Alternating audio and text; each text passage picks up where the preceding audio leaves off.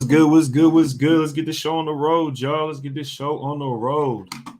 How y'all doing? How y'all doing? I just want to stop in here this Sunday evening, pull up to talk a little bit about these prospects that just happen to have their combine.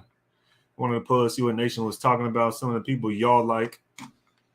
See if we can get a minute. See if anybody pulls up. It's a little last minute. I wanted to do a show tomorrow morning, but I don't know if I was going to be able to. So I definitely wanted to pull up tonight to talk a little bit about it. I was on Raiders Football Talk earlier talking with Andy and Wasted Talent about some prospects, but I figured let me get a chance to pull up while I can and talk to the nation real quick about some of these dudes out here, one of these 40s doing some drills. But let's see. Can y'all hear me? Can y'all see me?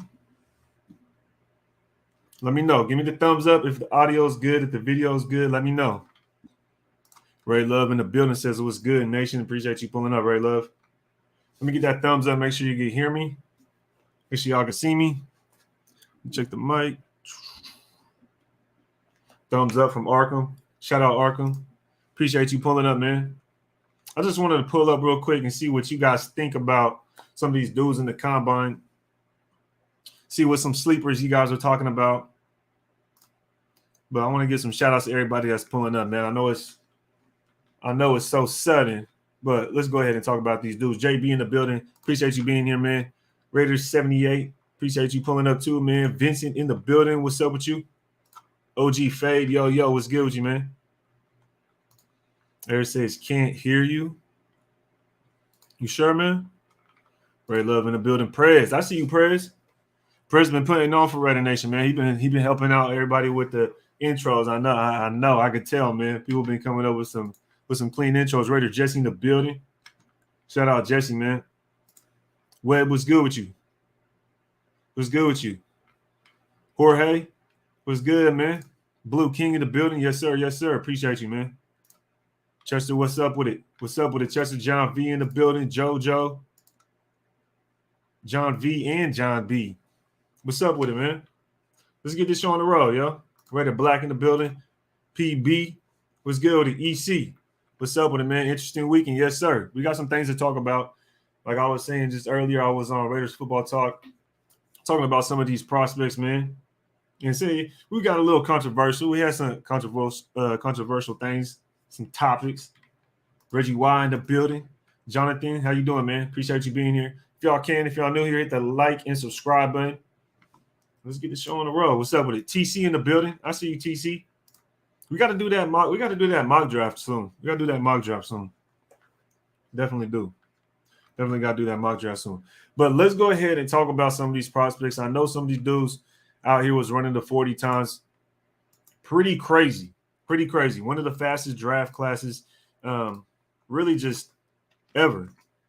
Some of these DBs out here running out of their shoes. Some of the wide receivers running out of their shoes. Let's go ahead and pull up these results because I want to talk about some of these dudes. Knock Andrew in the building. Because y'all know, if y'all know what's good with it, Chris Salas. I see you, brother. Appreciate you making it. AP in the building. Yes, sir. D-Lo. What's good? Happy Sunday. Yes, sir. Appreciate that, man. But if y'all watch some of my previous lives, you guys know I like Carr Elam. And today that boy came out. He ran faster than I think what most people expected, honestly. And a lot of people are sleeping on him. You look at Bucky Brooks' top 5 cornerbacks. Carr Elam is he wasn't in the top 5. And then you kind of look at these mock drafts that are coming out, and he's being mocked up in the second round. So that's going to be interesting right there. But Carr Elam's definitely one of my guys. I talk about George Pickens a lot, but I definitely wanted to pull up to see some of your guys' surprise prospects, maybe some of the 40s that were surprising for you, how they looked in some of the drills, how someone opened up their hips, maybe even most impressive 40-time Jordan Davis, 4.78. Yeah, man. At this point, you already know Jordan Davis is going to go. He's going to go pretty early. He's going to go way before 22. I don't see us being able to get Jordan Davis. But honestly, man, after watching some of his tape, watching him do that 40, you got to think about it. There's no way he makes it to 22, but definitely impressive. I agree with you, John V. Definitely impressive. He definitely helped himself right there. AP says Devontae Adams come to the Raiders. You know, everybody was talking about the house. Everybody was talking about the house, and supposedly it's a $12 million house. I also heard it was a $7 million house. I don't know about that. I haven't really seen anything about it yet, but I'll be surprised if he comes here, man. I honestly would be surprised. I would be. Shit, Jordan Davis split time was 168. Yeah, that's wild, man. Perez says Jordan Davis is a top 15 easily after this combine boost. Yeah, it definitely boosted him because some of the other players, and I'll just give an example like Devin Lloyd. Some people I think thought, some people may have thought that Devin Lloyd would have ran faster. I don't know if I'm the only one, but after hearing his 40 time, I believe some people thought he would have ran faster. But I want to pull up these combine results so we could all pretty much look at them, man. Because y'all know how we do. We got to look at this. We got to bring it up so everybody can see. Let me see if I can share the screen real quick because I want y'all to see it so we can all see it in real time. And we'll get to it. AP says Carr bought that house for Adams, bro. Oh, hell. You crazy, man.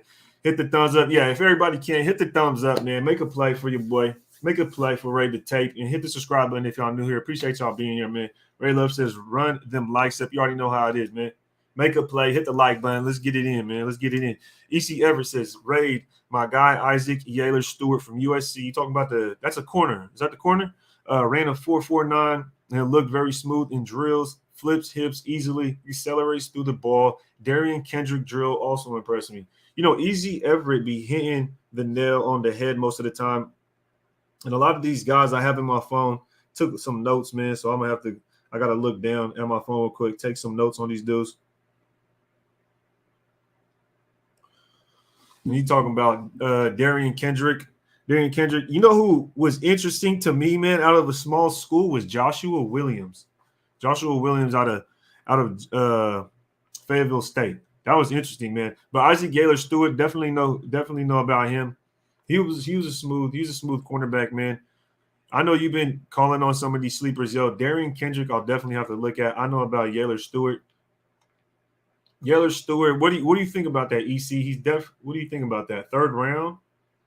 What round are you looking at for Yaler Stewart? Redder Black says, remember when Fallon would break into the backfield? Davis is that all day. Yeah, Davis is a beast, yo. Davis is definitely a beast. I mean, you know, Prez said it best, though. I think Prez said it best. He's going in top 5. Prez said it best. Jordan Davis is top 15 easily after this combine boosted him, yeah. And I think that's the best way to say it. Said facts. Everyone was talking about the house. I said I want numbers on the contract, not numbers on the mortgage. Come on now. Yeah, I hear you, man. I definitely hear you. But I don't know if the Devontae Adams stuff is true. But even if it is, you know, some people say, you know, people have money and they buy houses all over the place. And Vegas isn't out of the ordinary. But at the same time, is it just a coincidence? I don't really want to get too much into speculation, but yeah, Taylor Stewart, EC, definitely. I know what you're talking about, man. Taylor Stewart. Reggie Watt says, is it a bad sign that Crosby is being extended before Carr? I don't think so, man. Honestly, I don't think so because you have to kind of think about Carr is already getting paid. So if Carr gets a contract extension, you could really just wait to pay him till next year. All that would happen is with Carr getting a contract extension, it would just average out with the $20 million he gets now. So I don't think it would be a bad thing because you also have to think Crosby gets – how much does Crosby get right now? How much is he getting paid this year? I think this year he gets $1 million. He gets $1 million Crosby. And Carr get $20 million. Carr can get an extension after June because you got to think we have to wait till after June to make some cuts. We have to wait till after June to make some cuts, and that's how you free up some cap. So you could always give Carr an extension sometime during the season. They'll probably figure it out. I'm not 100% sure how. You know what I mean? That's all speculation as well when it comes to Carr's contract. But they could get that done sometime during the season because Carr's already getting paid guaranteed $20 million, right? Or not guaranteed, not guaranteed. He's getting paid $20 million for his contract. Crosby, on the other hand, is only getting $1 million. and he probably should be getting an extension beforehand. But they'll work that out, man. They'll definitely work that out. I don't think it matters. I don't think it matters which order too much, because next year is when we have a lot of cap. Next year we have over $100 million in cap. That's before all these extensions, of course.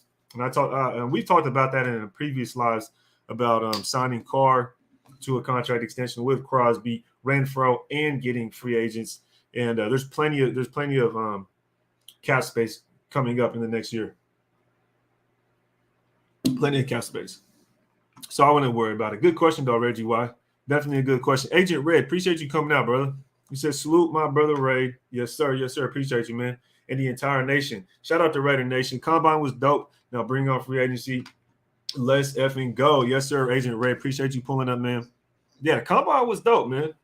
I know some people think the combine, doesn't really matter too much or it may be overrated, but I think the combine is definitely something you have to look out for just because of the simple fact if you don't watch it, if you don't know who did well, who didn't, you won't understand the draft order, shifting. Because you think about it, Jordan Davis runs fast. He goes up a little bit. Devin Lloyd runs a little bit slower. He may slip a little bit. You know what I mean? Stingley didn't show up. He's supposed to be going to the pro day. So it's just little stuff like that that'll tweak the draft board and it'll make it different for teams. Like if a quarterback would have gone out there and blown it out of the water, it could have shifted the whole board because now teams are looking at quarterbacks. But I don't think any quarterback did too well to impress teams any more than what they already thought. Vincent says Devin Lloyd did it on purpose so he can go to a better team. Hey, man, hey. I don't know. I don't know. I think Devin Lloyd's a beast, though.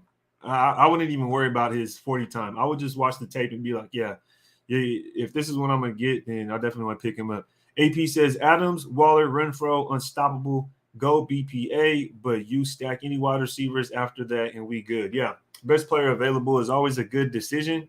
But I feel like we have a lot of needs to where if you do go that route, you might slip up. That's the only thing. That's the only thing I would worry about because we still need a defensive tackle. And I know we haven't gone through free agency yet, but we do need a defensive tackle. We can get that maybe in day 2, day 3. And then if we did get Adams, of course, then you wouldn't have to worry about wide receiver, but you have to worry about your O-line, a corner, and maybe potentially even a safety. And, I mean, dang, even some linebacker help. So it goes all hand in hand. D'Lo says, Graph going live tomorrow morning at 8 a.m. Pacific Standard Time. Yeah, most definitely. That's dope. That's dope. That's dope. Shout out Graph. You already know what it is, man. You already know what it is. You're gonna be back at it. You know Graph can't stay away too long. You know he can't stay away too long now. Boy George Strake says hello. Well, hello. How we doing there, brother? Problem in the building. Combine is cool, but if you watch Jordan Davis on tape, you can see his speed chasing down quarterbacks and running backs. He's quick on tape. Yeah, most definitely, bro. Most definitely. The thing about the Georgia defense, though, in my opinion, is that there's so many. It's almost like there's so many good players. It's not. I want to say hard to evaluate. I wouldn't say it's hard to evaluate, but I would just say that it's, for instance, is Nakobe Dean really that good or as good as people think? Or is it because he has Jordan Davis, Wyatt up there, Walker? He has all of these players that are lined up right in front of him, and I'm sure that helps. It's got to help. So is Nakobe Dean really as good as people think, or is it because he's playing behind that defensive line that he's able to look as good as he does, I guess? Because I'm not high on Nakobe Dean. I'm more of a Devin Lloyd fan than I'm Nakobe Dean. That's just me, though. I don't know about y'all. That's just me. Mike Morris says the whole Georgia had a great combine. Exactly, bro. The whole defensive line, because Nakobe Dean didn't even go, right? Someone remind me. I don't think Nakobe Dean was even there. AP says, let's go, Raiders. Get AP on Devontae Adams. On Devontae Adams train right now. You just want to get Devontae Adams. Daniel Kim. Shout out Daniel Kim, man. Appreciate you pulling up. Based on conference and opponents, do you think Lloyd might have been overhyped? Do his tangibles translate to faster, bigger players? That's a good question because just how his 40 time resulted. But I feel like if you just watch his tape, it just speaks for itself. Sometimes the guy's 40 may not be that fast, but he translates to the game and he processes the game fast enough to where he can have that quick step. So that's just kind of how I see it with Devin Lloyd. I wouldn't hold his 40 time against him too much. That's just me personally. I like Devin Lloyd's tape. He looked clean on tape. And I just got done saying I like Devin Lloyd, right? I'm not the biggest fan of Nakobe Dean, but I am a big fan of Devin Lloyd. Exo Sounds in the building. Shout out Exo Sounds, man. Let me get down here some of these comments, yo. Shout out Pyro. What's good with you, man? Raider Takeover says University of Georgia has a good front seven. Yeah, they definitely have a good front seven. Most definitely. And that's just, let me see. Agent Red says Dean is a speed demon, sideline to sideline. I think he's gonna be a monster. See, I think that about Devin Lloyd. You know, I'm not the biggest fan of Nakobe Dean. Marcus Howard says, so if Adams don't sign by the 8th-tier free agent, appreciate you, Marcus Adams, for being able to drop a donation in the super chat. Appreciate your contribution, man. So if Adams don't sign by the 8th, he is a free agent.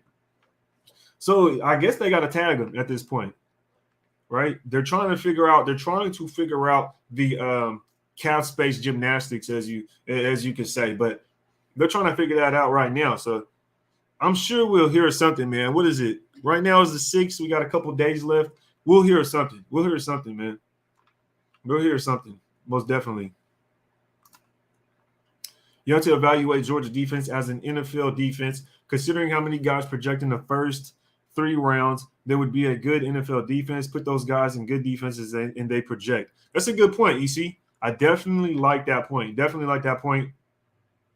But at the same time, man, you have to continue to collect the reasons why some of those guys did look good, because they are around other players that are projecting to be NFL, right? These rest of these players that are good, they're not around Jordan Davis. They don't have Jordan Davis on their defensive line. They don't have Walker playing edge. They don't have a Wyatt playing defensive tackle as well next to Davis in front of them. So it's like, imagine how good Devin Lloyd would be with Jordan Davis, Wyatt, and Walker being on that Georgia defense. So I would just wonder how he would have been able to look on tape. That's all I would say to that comment. You know what I mean? But I do like where you're coming from. EJ says, "What's good, Ray? What's up with you, EJ? Appreciate you able to make it." Hey, Ray, if we went corner either in the first or second, who do you like? Kai or Elam, man? Elam is my guy at corner. I'm sorry, but I know a lot of people don't. I know a lot of people. I had dropped in the group chat. I was like, "Yo, Kai or Elam is my corner. I like him the most." Everybody's like, "Oh, Sauce Gardner, blah blah blah." And I know Sauce Gardner is projected to be the best corner in the draft, but it's almost like, why would I be really looking to talk about or saying Sauce Gardner if we're picking at 22? Is there any way we get Sauce Gardner? I don't think so. Who would we be able to get at 22 or in the second round? Kai or Elam. That's my cornerback, man. But at 22 in the second round, I don't know if we're able to get him. I don't know. But he's definitely my favorite corner. Right after the combine, what prospects are overrated, underrated?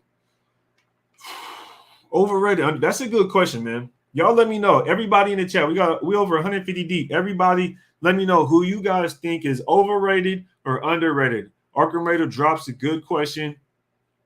After the combine, what prospects are overrated, underrated? I wouldn't really say personally, I wouldn't really say anybody's overrated or underrated. To be honest, Devin Lloyd's 40 time was pretty surprising. Thought he would have been a little bit faster. I wouldn't say he's overrated. Outside of that, I think everybody pretty much stands still where they're at, because I don't like thinking that 40 times should drastically change your mind about too many players. I don't think the combine should do that. I think they should reaffirm what you already thought about the players when watching the tape. And for an example of that is Kyer Elam. I said I like him. I wanted to look and see, okay, is he going to run in the 4.4s? That's what I was looking for. He went out there and he ended up running, I believe, a 4.39. The official time was a 4.39, I believe. That just makes me like him even more. So it makes me like him more, but it also reaffirmed what I was looking at on tape. Now with Devin Lloyd, that could be said. The opposite could be said about him. It didn't reaffirm. You would like to see him run You would have liked to see him run a 4.5, under a 4.5, but it was drastic from that. It seemed a little drastic from that. Shout out Farrell, man, for being able to pull up. If y'all don't follow Farrell, Farrell did drop a YouTube channel, Raiders content. You already know how we do. We follow each other. Shout out Farrell, man. Make sure to pull up if you can, bro. Check your Instagram DMs. Go ahead, bro. Farrell. Shout out to Lonnie for being able to make it. How you doing? Farrell says salute to the chat. Yes, sir. Yes, sir. Ruben Russ says Dean is scary because of the talent in front of him, but Graham will probably like his intelligence engineering major. That's a very good point. I like that. I like that one. You know what? Shout out to Ruben Russ for dropping that one. That's it. It's some people will say, well, it doesn't really matter, but I think it does. I think that does a lot. So especially when you speak to these guys, when you meet with these guys, figure out a little bit about their background. That stuff goes a long way. Because a lot of these guys will just have communication majors or like a business major. Engineering major, that's a little different. Phil Willis signed wide receiver in free agency, need to go cornerback first round. Austin Rader thinks cornerback in the first round. I like Kyrie Elam, but it would be tough because it just depends on the corner you like. And I've seen mock drafts, people saying we're going to get Booth Jr. I know I posted on the community page, and and some of the mock drafts said we were getting Andrew Booth Jr. And I was like, why would we get Andrew Booth Jr., which I'm not the biggest fan of. I don't think he's a bad player or anything. But why would we get a guy that's not very good in man, in my opinion? I don't think Andrew Booth Jr. is a man coverage kind of cornerback. And I just don't see us getting that kind of corner, especially when we talk about getting Patrick Graham. I feel like we would rather get more of a someone that's better in man coverage than they would zone, if anything, right? So that's just my opinion on that. But getting a corner first, I wouldn't be mad at it as long as it was somebody cool. I don't want Andrew Booth Jr., though. I don't want him. Sorry. Can't do it. What's happening, Pizzle? I see you, man. Thomas in the building. What's good with you? Swim Raider says it's going to be much money for just two guys with so many holes to fill on defense. That's our big problem. I don't think so, man. I don't want that I feel like it's a misconception, me personally. I feel like it's a misconception that people think we're spending too much money on two guys. Because you have to look around the league. Every team is going to have players that get a lot of money. And I'm assuming when you say it's going to be too much money for just two guys, I think that's what I'm assuming you're talking about is Carr and Crosby. I don't think they'd be too much money at all. I could get into that, and I have before, but I don't think they'd be too much money at all. Exactly what I mean. So put Davis with Max Crosby and a Chad Muma behind him. Yeah, bro. Yeah, E.C. Everett, 100%. I hear you, bro. You're 100% right. Because Chad Muma, bro, I like when someone asked me earlier, I believe it was Arkham said, who's overrated, underrated? I think Chad Muma was one of the names I should have brought up that I really like after watching the combine. E.C. Everett on it, man. I seen him earlier on Wasted Talents page, I believe, talking to, or maybe it was Andy Raiders Football Talk. And he had brought up some sleeper guys, and it was like, sheesh. E.C. Everett be on it, man. Let me scroll down here, yo. Let me scroll down. Okay. Let's get into this, though.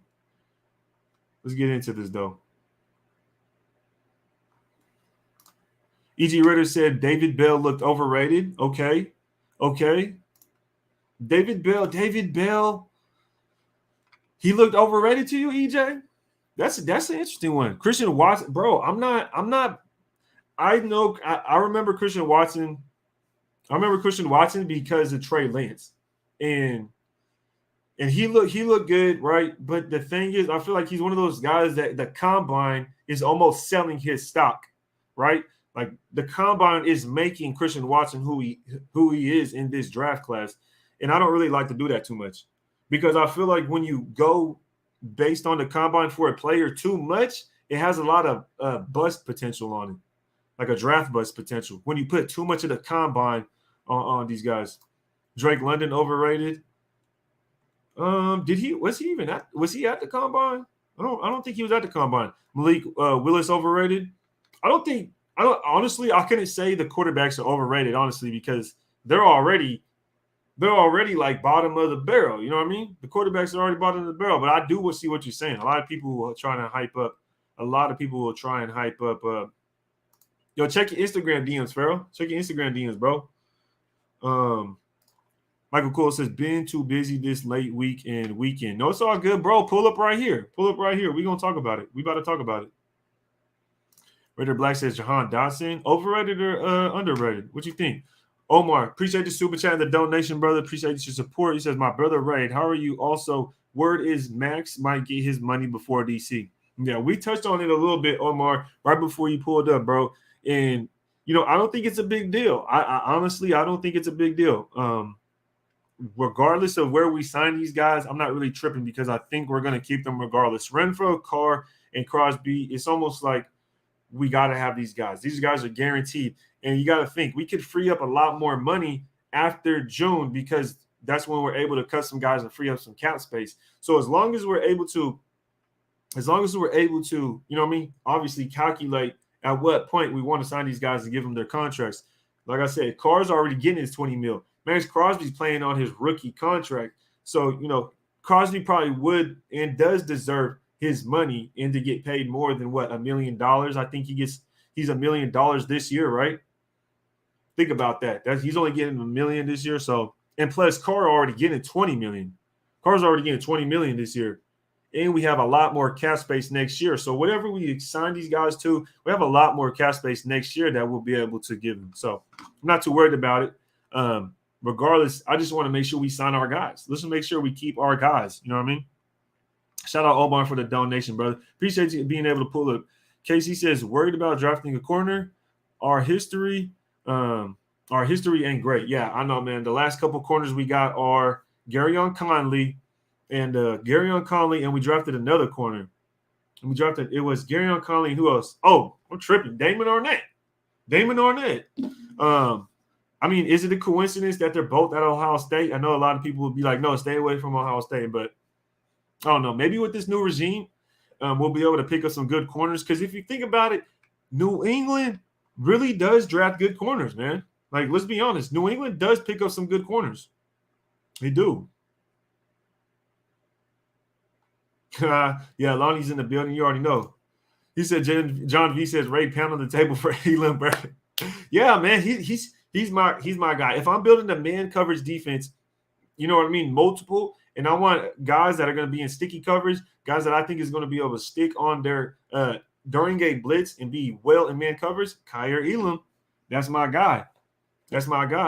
Of course, there's Stingley, and of course, there's Gardner, but realistically, at pick 22, y'all, at pick 22, nation, you already know. We got to be a little realistic there. I don't think Sauce Gardner and Stingley going to drop that for.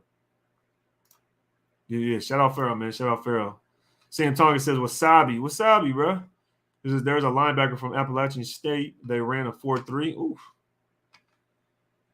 I'm telling you, these dudes is running out of their shoes this combine. Every player is on my – exactly, AP. Exactly. I'm telling you, these players are running out of their shoes this one.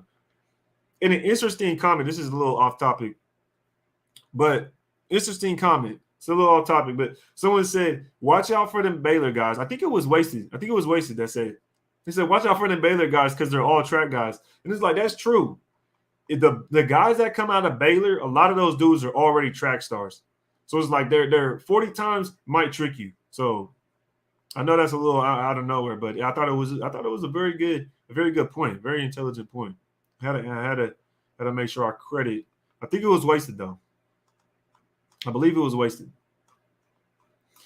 Let me get down here, man. Y'all commenting fast. I'm trying to keep up. The Razor says nothing changed in regard to JD. Without a work ethic or a motor, all the skills in the world will not matter. I see him as a boom bust guy. Woo! You think that about Jordan Davis? The D tackle Jordan Davis? Raid the like button. Yeah, make sure y'all raid that like button, y'all. Make sure y'all raid that like button, man. We out here, we out here, man. We out here trying. We out here trying to eat. Make a play. Hit that like button. If y'all new here, hit the subscribe button. If you want to see Raiders content, you already know what it is. EC says Elam balled out against Bama. He looked bored most of the season. Other than that, well, at least the thing is, I'm glad you said bored and he didn't and not say he looked bad. You know what I mean? Bored is more like he's out there, he's doing what he has to do, but he could definitely ramp it up. Yeah, I think he's going to be on another level. D-Lo says 209 watching, 94 likes. Oh, y'all disrespecting me tonight, huh? Y'all going to disrespect Ray tonight. Y'all just going to be like, you know what? I'm finna kick back. I ain't even got to hit the like button. I ain't even got to hit the like button. Come on now. Let's get that up. Let's get that up there, man. Y'all acting like y'all ran y'all 40 time out there or something. Elam has football speed, not worried about his 40. Yeah. I wasn't too worried about his 40 as long as it was under a 4.5. But the fact his official time was what was it, 4.39, right? Let's add this to the stream real quick, man. Matter of fact, let me go look right now. Let me go look and see what his official time was. Carr Elam official time was a 4.39. A 4.39. You feel me? That's not bad. Man coverage corner 4.39. Definitely has size to him. Definitely has some size to him. That's just who I like. Carr Elam, 6'2", 193 pounds. 6'2", 193 pounds. He's 20 years old. He's 20 years old. He's gonna be 21 coming May 5th. But y'all gotta look at this guy, Carr Elam, man. And he's only gonna get stronger. He might be 193 now, but I mean he's only 21. He'll gain some weight, he'll get a little bigger.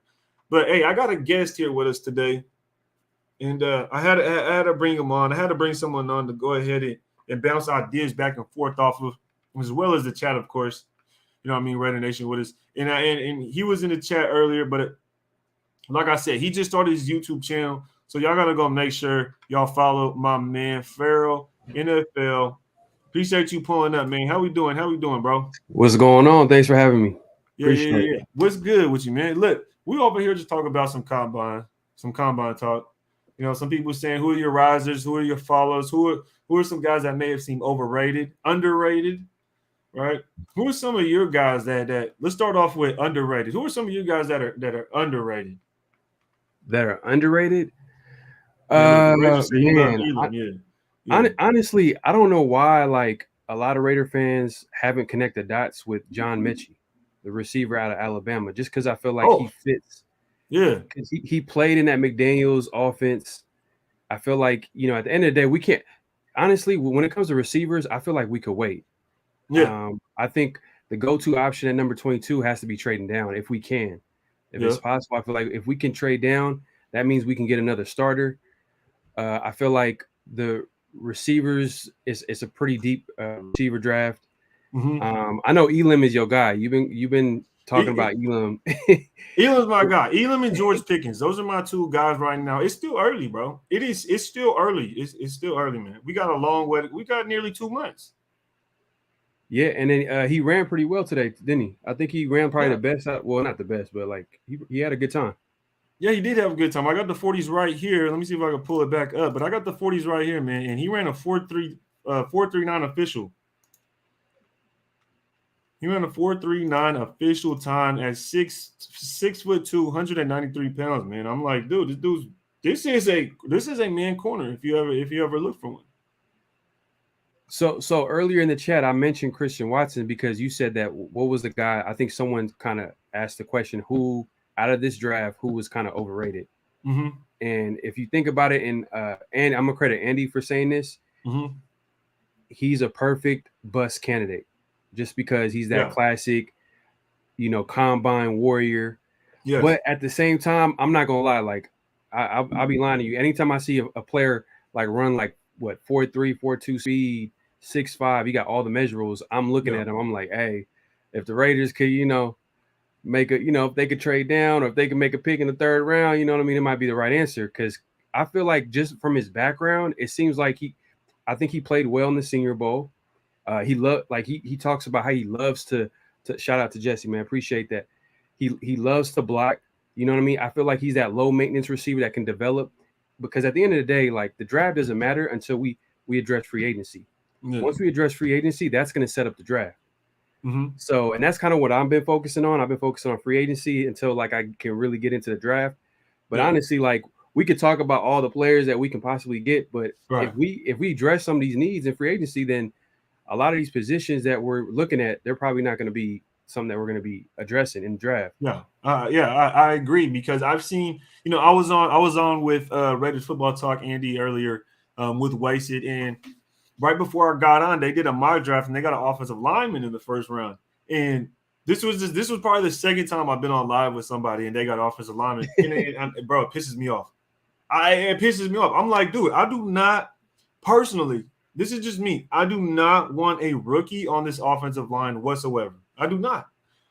And let alone taking an offensive lineman in the first round when in the last 2 out of 4 drafts, we took offensive linemen in the first round with Cole Miller, Gruden's first year, and then Gruden's last year, we took Leatherwood. Imagine taking 3 out of 5 years in the first round, getting offensive linemen. For me personally, I'm just like, bro, I would just be screaming. I would just be screaming like, yo, again. And so personally, I'm like, yo, we got to go. If we don't go best player available, then we have to do something like you're saying, trade back to where we get more players that they go fill spots. And it's interesting because you hear Ziegler talk about guys wanting to getting guys to come in and play specific roles. They're going to be doing specific things, right?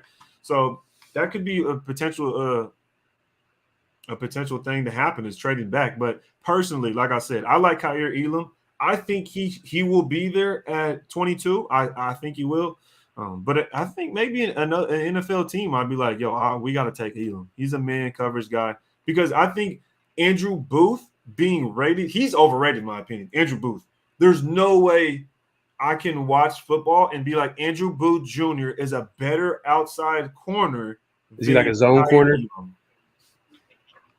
He's like a zone corner, right? To me, he's a zone corner. To me, he's definitely a zone corner. And the thing is, going back to what you said about the offensive line, I think I was in the chat and just hearing the perspective from everybody that was there. It was pretty much they were taking the best player available. Yes. And I have no problem with at the end of the day because we do have a lot of holes. Yeah. So it's not and we're at number 22. When you're at number 22, exactly. it's kind of hard to target a need because at that point you're just trying to get some good talent. You're trying to get a starter. And if we can get an O lineman, I understand where you're coming from, Ray, because we took an offensive lineman last year. It didn't work out. But at the end of the day, we kind of have to throw that in the trash because it's a whole different regime now. We got Dave Z, who wasn't here last year. We got, Josh McDaniels and everybody in the front office. They're all brand new. So if they feel like they should take an offensive lineman, because if I don't know if you've been noticing or paying attention to the interviews when they asked, I think was it Dave Z or I think McDaniels, when they asked McDaniels about Leatherwood, asked like what position he's going to play. They didn't want to answer, and that's not a good sign. And he was going to. The most interesting thing he said in that interview to me is when he said, "We're going to do what's best for the Raiders." I'm like, "Oh snap! What does that mean?" Like that could mean anything because he wasn't that good, and that could mean shipping him out. But you never know, man. You never know. I think he's going to stick on the team. Of course, that's a drastic measure of shipping him out. Of course, but that's just my perspective, man. I do not want to get an offensive lineman in the first round. I'm just dreading that. It's the first round. But low-key, that's how I feel about cornerback too. Even though we need cornerback, I could use the same logic that you're using because I could think about how many times have we drafted corner. Yeah, definitely. Garyon Conley, Damon Arnett. But I feel like if that would be the case, if you said an Ohio State corner, then I'd be like, yeah, I understand going to get an Ohio State corner. But we as Raiders, I mean, who else can you think about the Raiders drafting at cornerback outside of Garyon Conley and Damon Arnett? The only other player I could think about really is I can't really think of any. You're saying that came out of Ohio State? Nnamdi Asomugha. Oh, you mean that we drafted that were good? Yeah. Seawood and Asomugha. You know what I mean? So it's like, damn, that's crazy. It's always gonna be like, dude, it's kind of tough. It's kind of tough out there for a Raider. But at the end of the day, it's like you're gonna have to make your pick. And me personally, I'm like, yo, I want a corner, Kyer Elam at 22. The value, That's the you value biased for though. me. You biased though. Because No, you I used don't to think be so. play DB, right? Is that right? You play DB? Yeah, I used to play corner. Yeah, that's what I'm saying. So you a little biased. You like Yeah, last year I wanted to take Mirig in the first round. Hey, no, but the thing is, we do need a corner. We do need a safety. I'm not saying we don't need those players. Yeah. What I'm saying, like in my mind, I'm like, damn, like if we can trade down, because we got so many different holes, so many different like trading down will give us another starter. So my mind, like if we trade down, take a corner or right tackle, I ain't tripping because guess what? Next pick might be a tackle or a corner, or it could be a D tackle. You know what I Yeah. mean?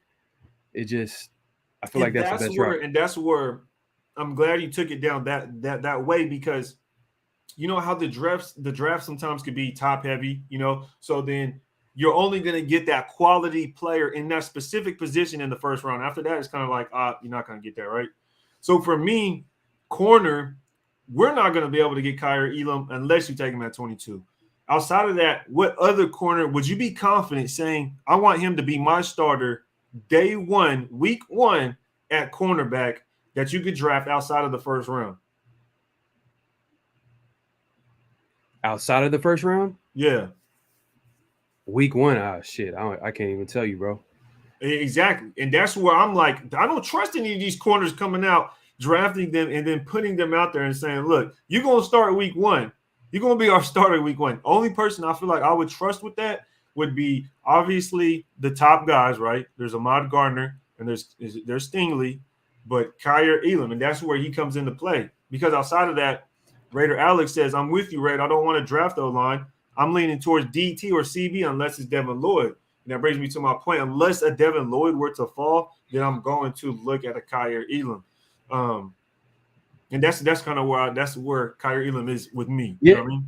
And then all of this will all be figured out because like I said earlier, it's all about that free agency. Free agency is going to be huge in who we target. Mm-hmm. And I feel like corner, I feel like we should target J.C. Jackson. If we can get him, I know it's going to be a big contract, but corners get paid. You know what I mean? And if you want a veteran, if you want that guaranteed number one corner, I mean, do you want to go in the draft and get him? Are you that confident in Elam? Are you that confident? I'm confident, bro. I'm confident in Elam. Y'all can keep these. Y'all can screenshot, record, whatever you got to do. Keep the receipts, man. Because I'm confident in going to get my guy Elam, and that's where I'm at with. Of course, I would like a J.C. Jackson though, but he would have to break the bank at that point, in my opinion, because we need a wide receiver. I don't want a rookie wide receiver, rookie tackle, rookie guard out there on our offense. We have Derek Carr as our oldest player. That is terrible. There's no reason that at 30 years old, Derek Carr should be our oldest player on this roster right now. You know what I mean? Yeah. And then him to go out there and be like, damn, I got another rookie receiver. I got another rookie right tackle blocking for me. It's like, bro, at some point, we got to get some veterans in here. We have to get veteran presence on the offensive line. Cole Miller's not in my opinion, he doesn't have that leadership like voice presence. He doesn't. Yeah. That was more Richie Incognito, Rodney Hudson kind of style. Like they were the leaders. We don't have that. And I kind of want to get that in free agency for our offensive line. So then we do have that veteran presence. We do have that leadership. We do have a guy that's been in the league and knows how the league works. You know what I mean? Alex Leatherwood doesn't have anybody next to him telling him. He has Andre James next to him, and outside of that, he had Brandon Parker. So it's kind of like, damn. Imagine if he would have had maybe like a. I don't want Armstead because he would cost a lot of money. But imagine if he did have an Armstead, his playing would probably go up a lot faster with the Teron Armstead from the Saints. I'm talking about from free agency, right? Or even a Morgan Moses, somebody that's maybe not as expensive. I just feel like that would help our line, being that they're so young. That having veteran presence would help them a lot more than bringing in another rookie tackle, and that's just where I stand with it. So, shout out. So let me ask you this: going into free agency, we can't address all of our needs. Mm-mm. What position group are you okay with going with role players? Role players, I would say left guard. I would say left guard. I would say personally, Trayvon Mullen's a role player. That's just my opinion. I don't think he's a CB1. I think he's a solid CB2. I feel like that's his role. No, yeah, for sure. I feel Number like two. he's a role player. So I would get my CB1. Another role player I would want would definitely be some D tackles. I would definitely want some D tackles to come in, just like we did last year. I feel like everybody played a great role of defensive tackle. Falone, Jefferson. I mean, even Thomas came in, gave us a couple of sacks. Who else was that defensive tackle? Hankins played his role. You know, he was our big guy. He was our nose for most of the, you know what I mean, for most of the season. So those would be the roles. And then at linebacker, they would have to be roles because I don't see us getting no Bobby Wagner type linebacker right now. So hear me out. So I feel like obviously you mentioned J.C. Jackson. He's going to be a free agent. The Patriots didn't franchise tag him. Yeah, let me give a shout out real quick. Shout out Wasted, man. If y'all don't follow Wasted, make sure you guys go follow Wasted Talent. Y'all see it right here. Shout out Wasted. Appreciate you being up here, man. We're over 200 deep. If y'all can, hit that like button. Also, I have Farrell NFL with us. He is also a football content creator. Do you only do Raiders or you just football, right? I'm doing Raiders, strictly Raiders. Okay, strictly Raiders. Well, he's strictly Raiders right now, but you know what I mean? But I'm going to sprinkle some NFL, though. You know what I'm saying? Yeah. That's Farrell NFL. Go make sure to tap into him. The link is somewhere in the chat. But let me give some hold that thought real quick. Don't forget that thought, Farrell. Let me give some shout outs in the chat. Shout out KB for pulling up. DJ Hayden was trash. He was out of Houston. And the thing with that is that dude almost died and we drafted him. You said what? He almost died and we drafted him. Exactly. And I'm like, yo, Reggie McKenzie would draft these guys that were coming out hurt. You know? Yeah. Like I think Carl Joseph was even hurt when he came out. Bro, just look at his draft class. You'll probably throw up, bro. Like he only had one good draft. It's 2014. And like if you look at all the other drafts, like literally, I think all of them are. I don't think anybody's in the NFL.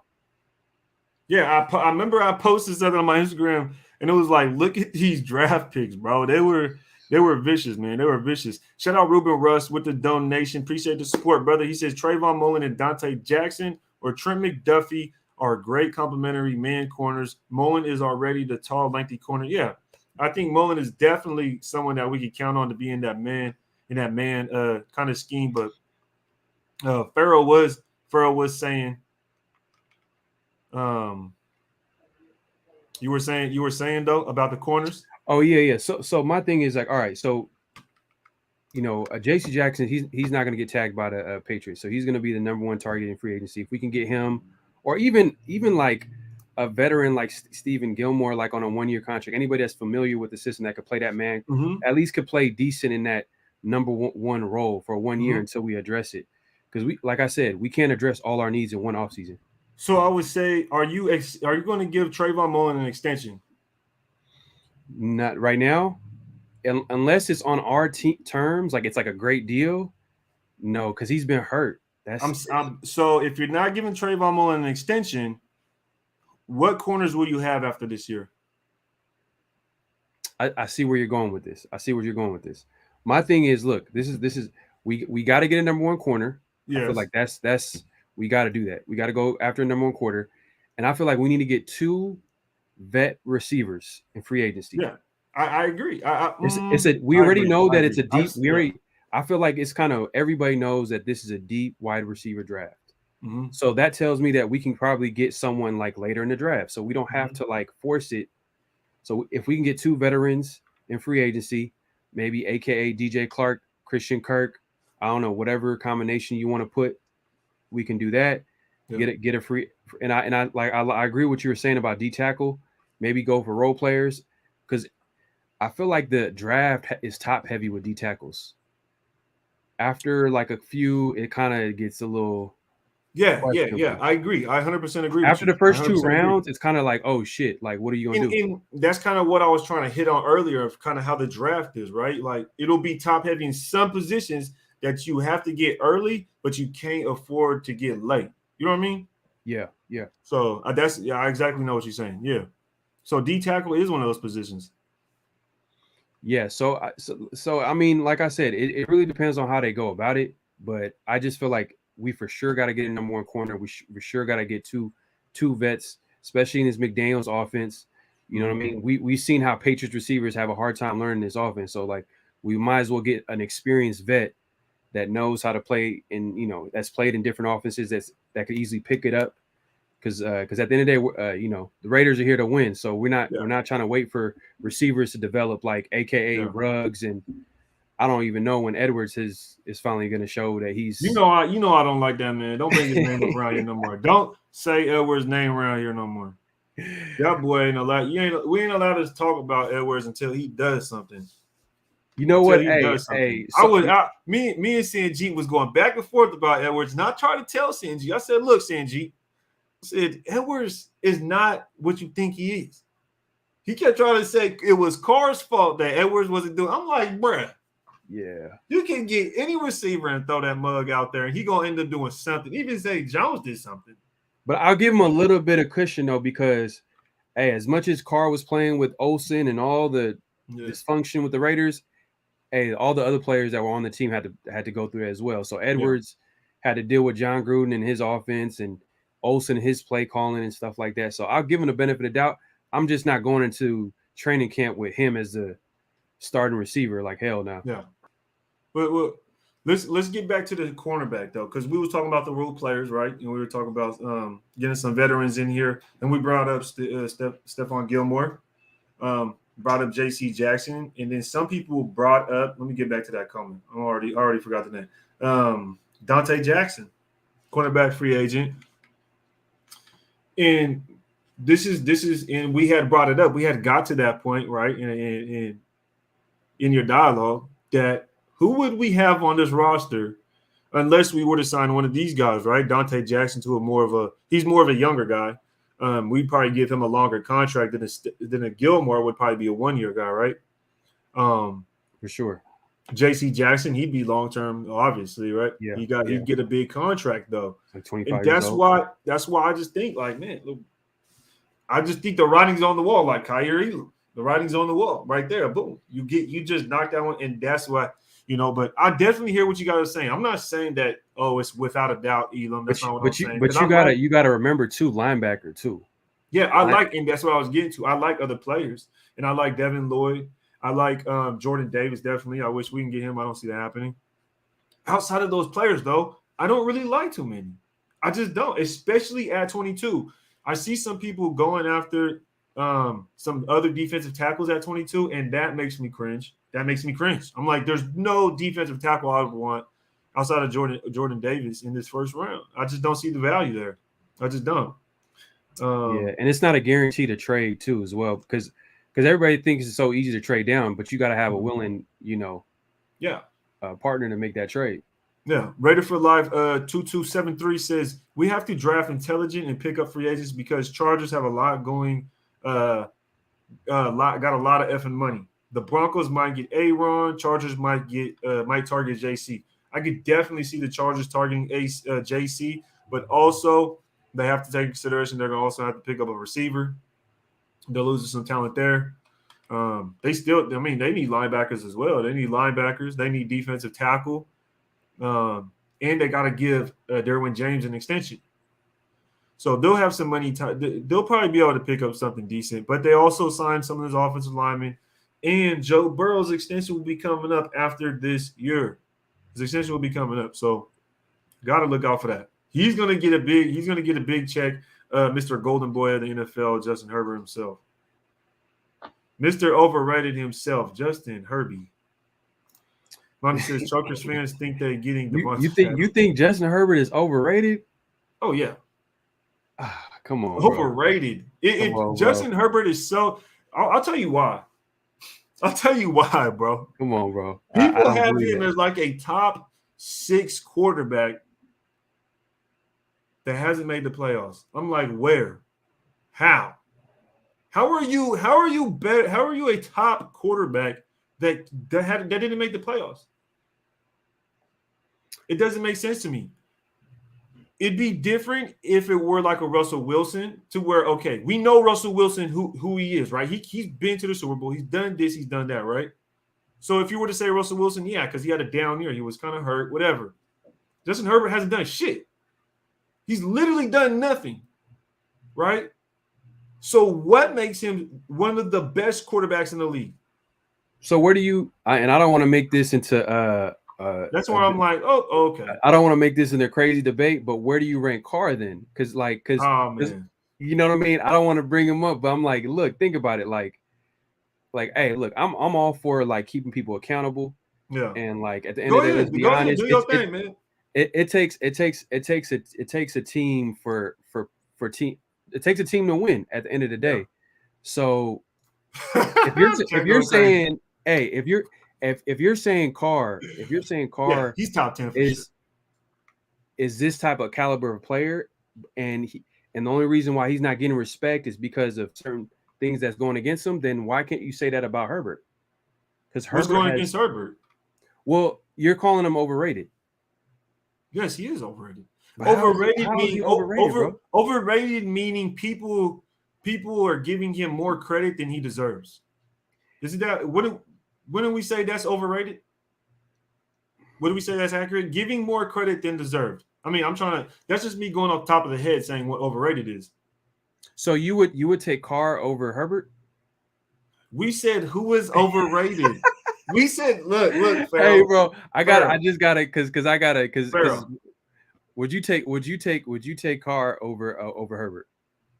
If Herbert was like, hey, if like let's say if all things were being equal and there was like, you know what, let's trade Carr go to the Chargers and Herbert went to the Raiders, would you The not be Chargers like, would be a much better football team. oh, The damn, Chargers would be a much better football team. damn, that's crazy. Yeah, in my opinion. And people call me car stands, whatever the case may be. Look, the Chargers made the playoffs 2 years prior to Herbert getting there. When's the last time the Raiders made the playoffs before Carr got there? It was 12 years. 12 years. In 3 years, we made the playoffs, going 12-4. The Chargers made the playoffs 2 years prior to getting Justin Herbert. Did they still have their cornerstones in Keenan Allen, Mike Williams? I mean, freak. They even got a freak and a running back, bro. Their running back is one of the top running backs in the league. One of the most dynamic pound for pound best running backs in the league. But he literally almost willed that game. That last game of the season, he was like putting that team. He put that team on his back to Think come about it, back though. and Man. almost beat us. Hold on. Think about it. Hold on. He also got a revamped offensive line with one of the best offensive tackle of the draft. See, you know what? I be honest with you. I think their offensive coordinator is overrated. Man, look, Their last offense year, is hold on. So last year, the excuse for Herbert was Lynn was the problem. The coach Lynn was the problem. That was the excuse last year why Herbert wasn't doing good. Now the excuse is that, oh, their coach called a timeout. So do the Raiders not get credit for just beating them? no. The Raiders won. Hold on. Hey, Did at our the end of the day, defense I'm a Raider fan. You know what I'm saying? So, but I did agree our with you. We defense beat not them. hold them to 15 points until about 10 minutes left in the fourth quarter? We were up 29-15, I believe, with about 10 minutes left in the fourth quarter of that game. Our defense chokes. You give up fourth down after fourth down after fourth down. I mean, bro. At that point, bro. Who's? Come on. Hey, I'll be honest with you, man. The dude's 6'5". He's a mobile quarterback. He has probably one of the best arms in the league. If you put him in the right system, right coaching staff, I feel like because if I'm gonna use look, see how you did that. Hey, though. Look, The right system, the right coaching staff, bruh. This man Carr lost his coach, lost Henry Ruggs, has a terrible O-line. Josh Jacobs was basically non-existent. He beats that same team that we're talking about. I'm trying to figure out, is their defense drastically different? I would almost say Chargers defense is almost better. They have Joey Bosa. They have players, right? It might not look better based off the stats because they were ranked. Their defense was ranked 27th, I believe, and ours was 26th. They're a more talented team. They're a more talented team. I'm just trying to figure out.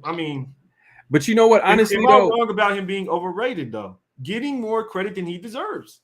But let's be honest though. Were the Raiders a real 10-17? Like, did they feel like a 10-17 to you?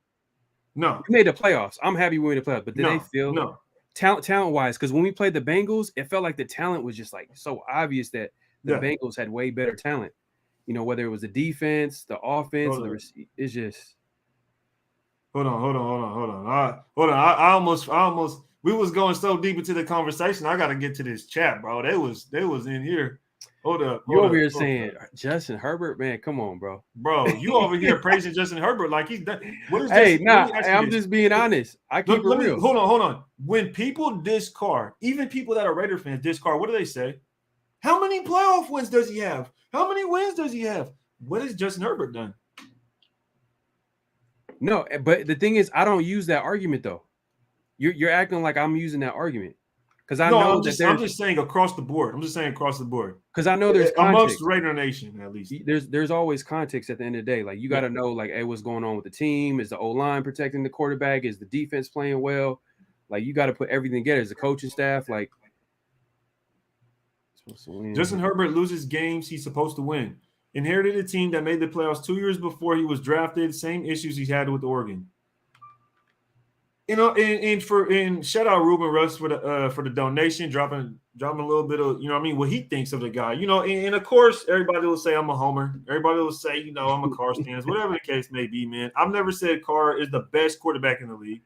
You know, I didn't say that. All I said was that what this derived from is that Justin Herbert is the golden boy of the league and he's overrated.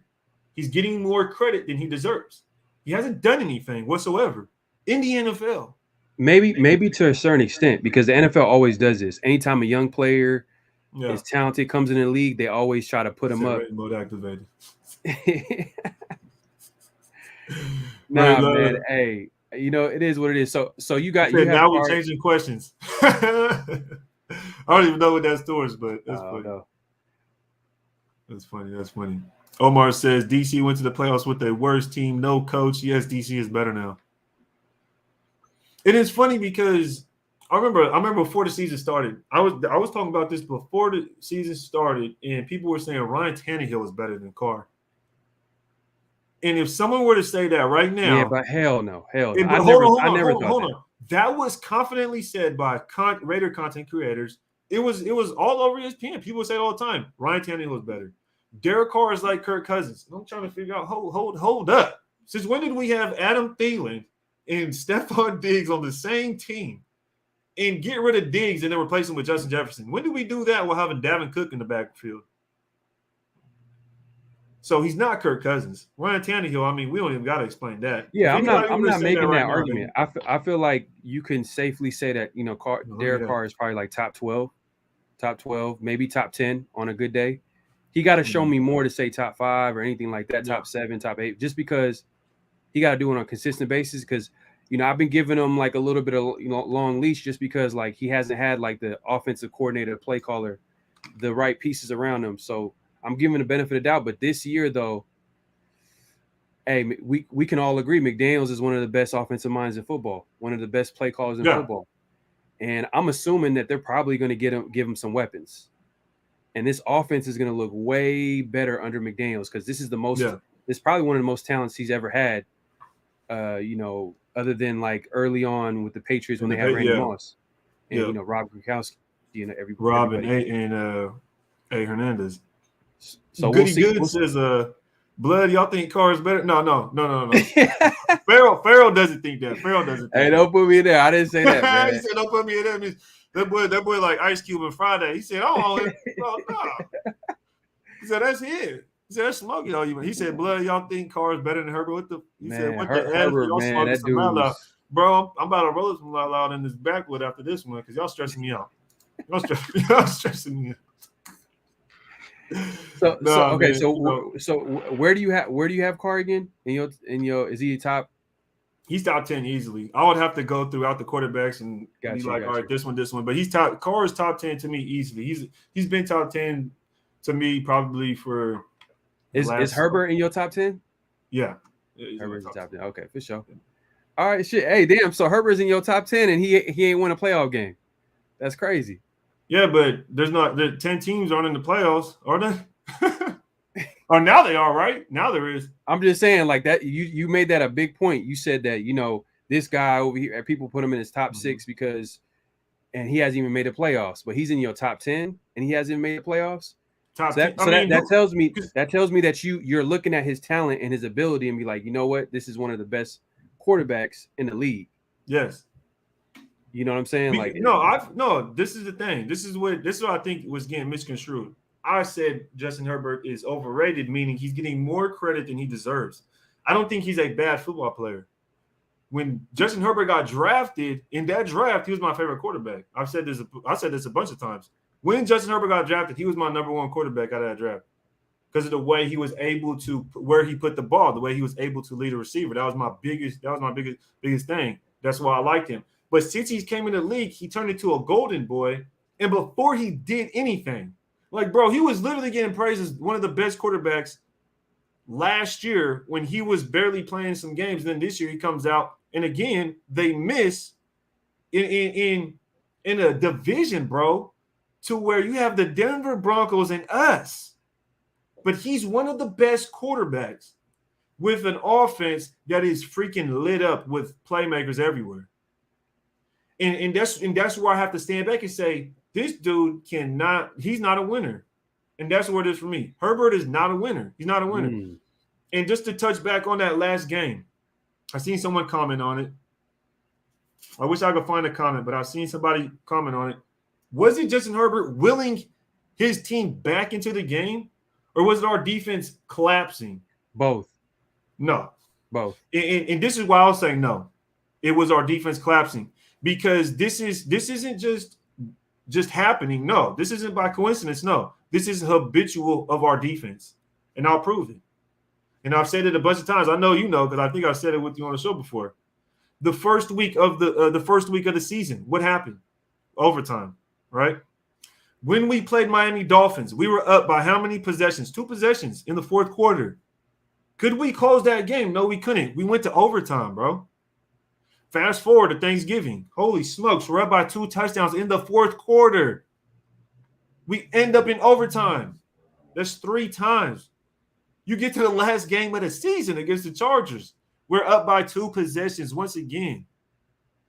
29-15, I believe it was. We're 29-15 in the fourth quarter. We fold how many times on 4th down? All we had to do was stop them 1 time on 4th down. And there's no OT. Or did we go to OT? Yeah, we went to OT, right? No, we definitely choked the lead away. Like when the defense definitely that's habitual. It's habitual of the defense. That's why I said he made the throws though. He made the throws. Come on, man. He made Brissett not make the throws. He made the throws. So that's why I said it's both. Did Jacoby Brissett? He said Jacoby Brissett. Come on, Farrell. Come on, bro. You're comparing Jacoby Brissett to Justin Herbert. Come on. No, what I'm comparing is our defense collapsing against no matter what the defense is, because we stopped them how many times to get the 4th down, and we kept giving up a first. Those are bailouts, man. There's no way there's no way in the same drive. No, I agree. The defense definitely it was 4 or 5 4th downs in one drive. It felt like. I'm sorry, chat. We was, you know how I get. I start getting into it. I'm like, yo, hold up. But no, go ahead, man. My fault. Nah, you can get into the chat, man. But it's just crazy, man, that you think you know what? Hey, I hope he's overrated. I hope he throws like 25 interceptions and we dominate but I'm just looking at the talent of Justin Herbert and I'm like, damn, we got to play this dude twice a year for next. And if they figure it out, because right now they haven't figured it out, because his last year was his 2nd year in the league, but he's still like playing well, like like his stats and stuff like that, the numbers he's putting up, he's still playing. But once they figure it out, meaning like the coaching staff, the players around him, once that kind of locks in and they because he hasn't even hit his prime yet too. At the end of the day, like you're comparing kind of Carr to like a Carr is damn near closer to the end of his career than Herbert is. You know what I mean? So he just started and he's up there with Carr, if not better.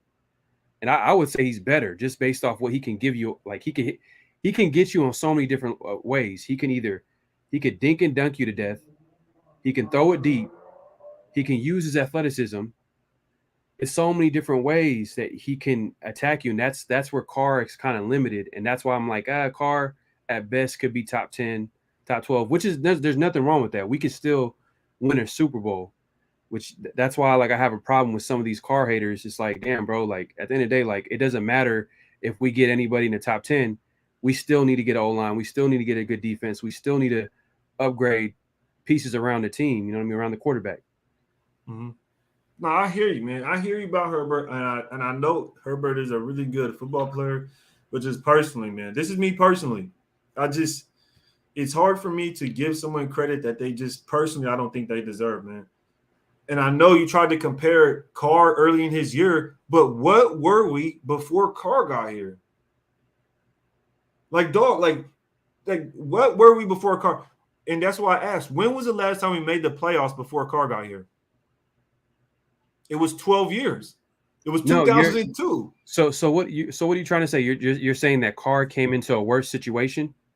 Is that what you're trying to say? Yeah. He came in a worse situation? Yeah, I mean, you could make that argument. Yeah, for sure. Hold on. Are you saying that it's an argument whether Carr joined? No, yeah. I'm saying that the Raiders are a worse situation. And so in his third year, he made the playoffs and was nearly the MVP and broke his leg.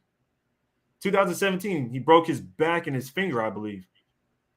People never talk about that, though. Never say, in 2017, he actually broke a bone in his back and his finger. I was there. I remember. You know what I mean? So I understand it was tough.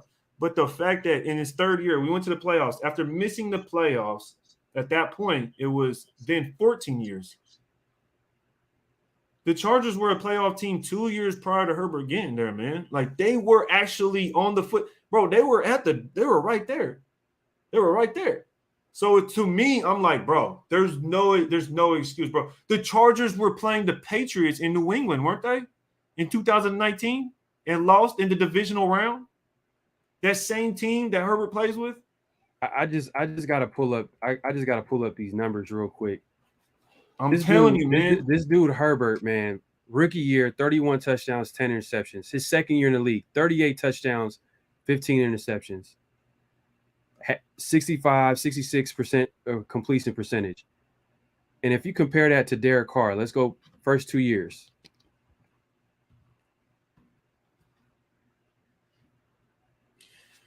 Bro, I'm not going – if you compare the stats, Herbert's stats are crazy.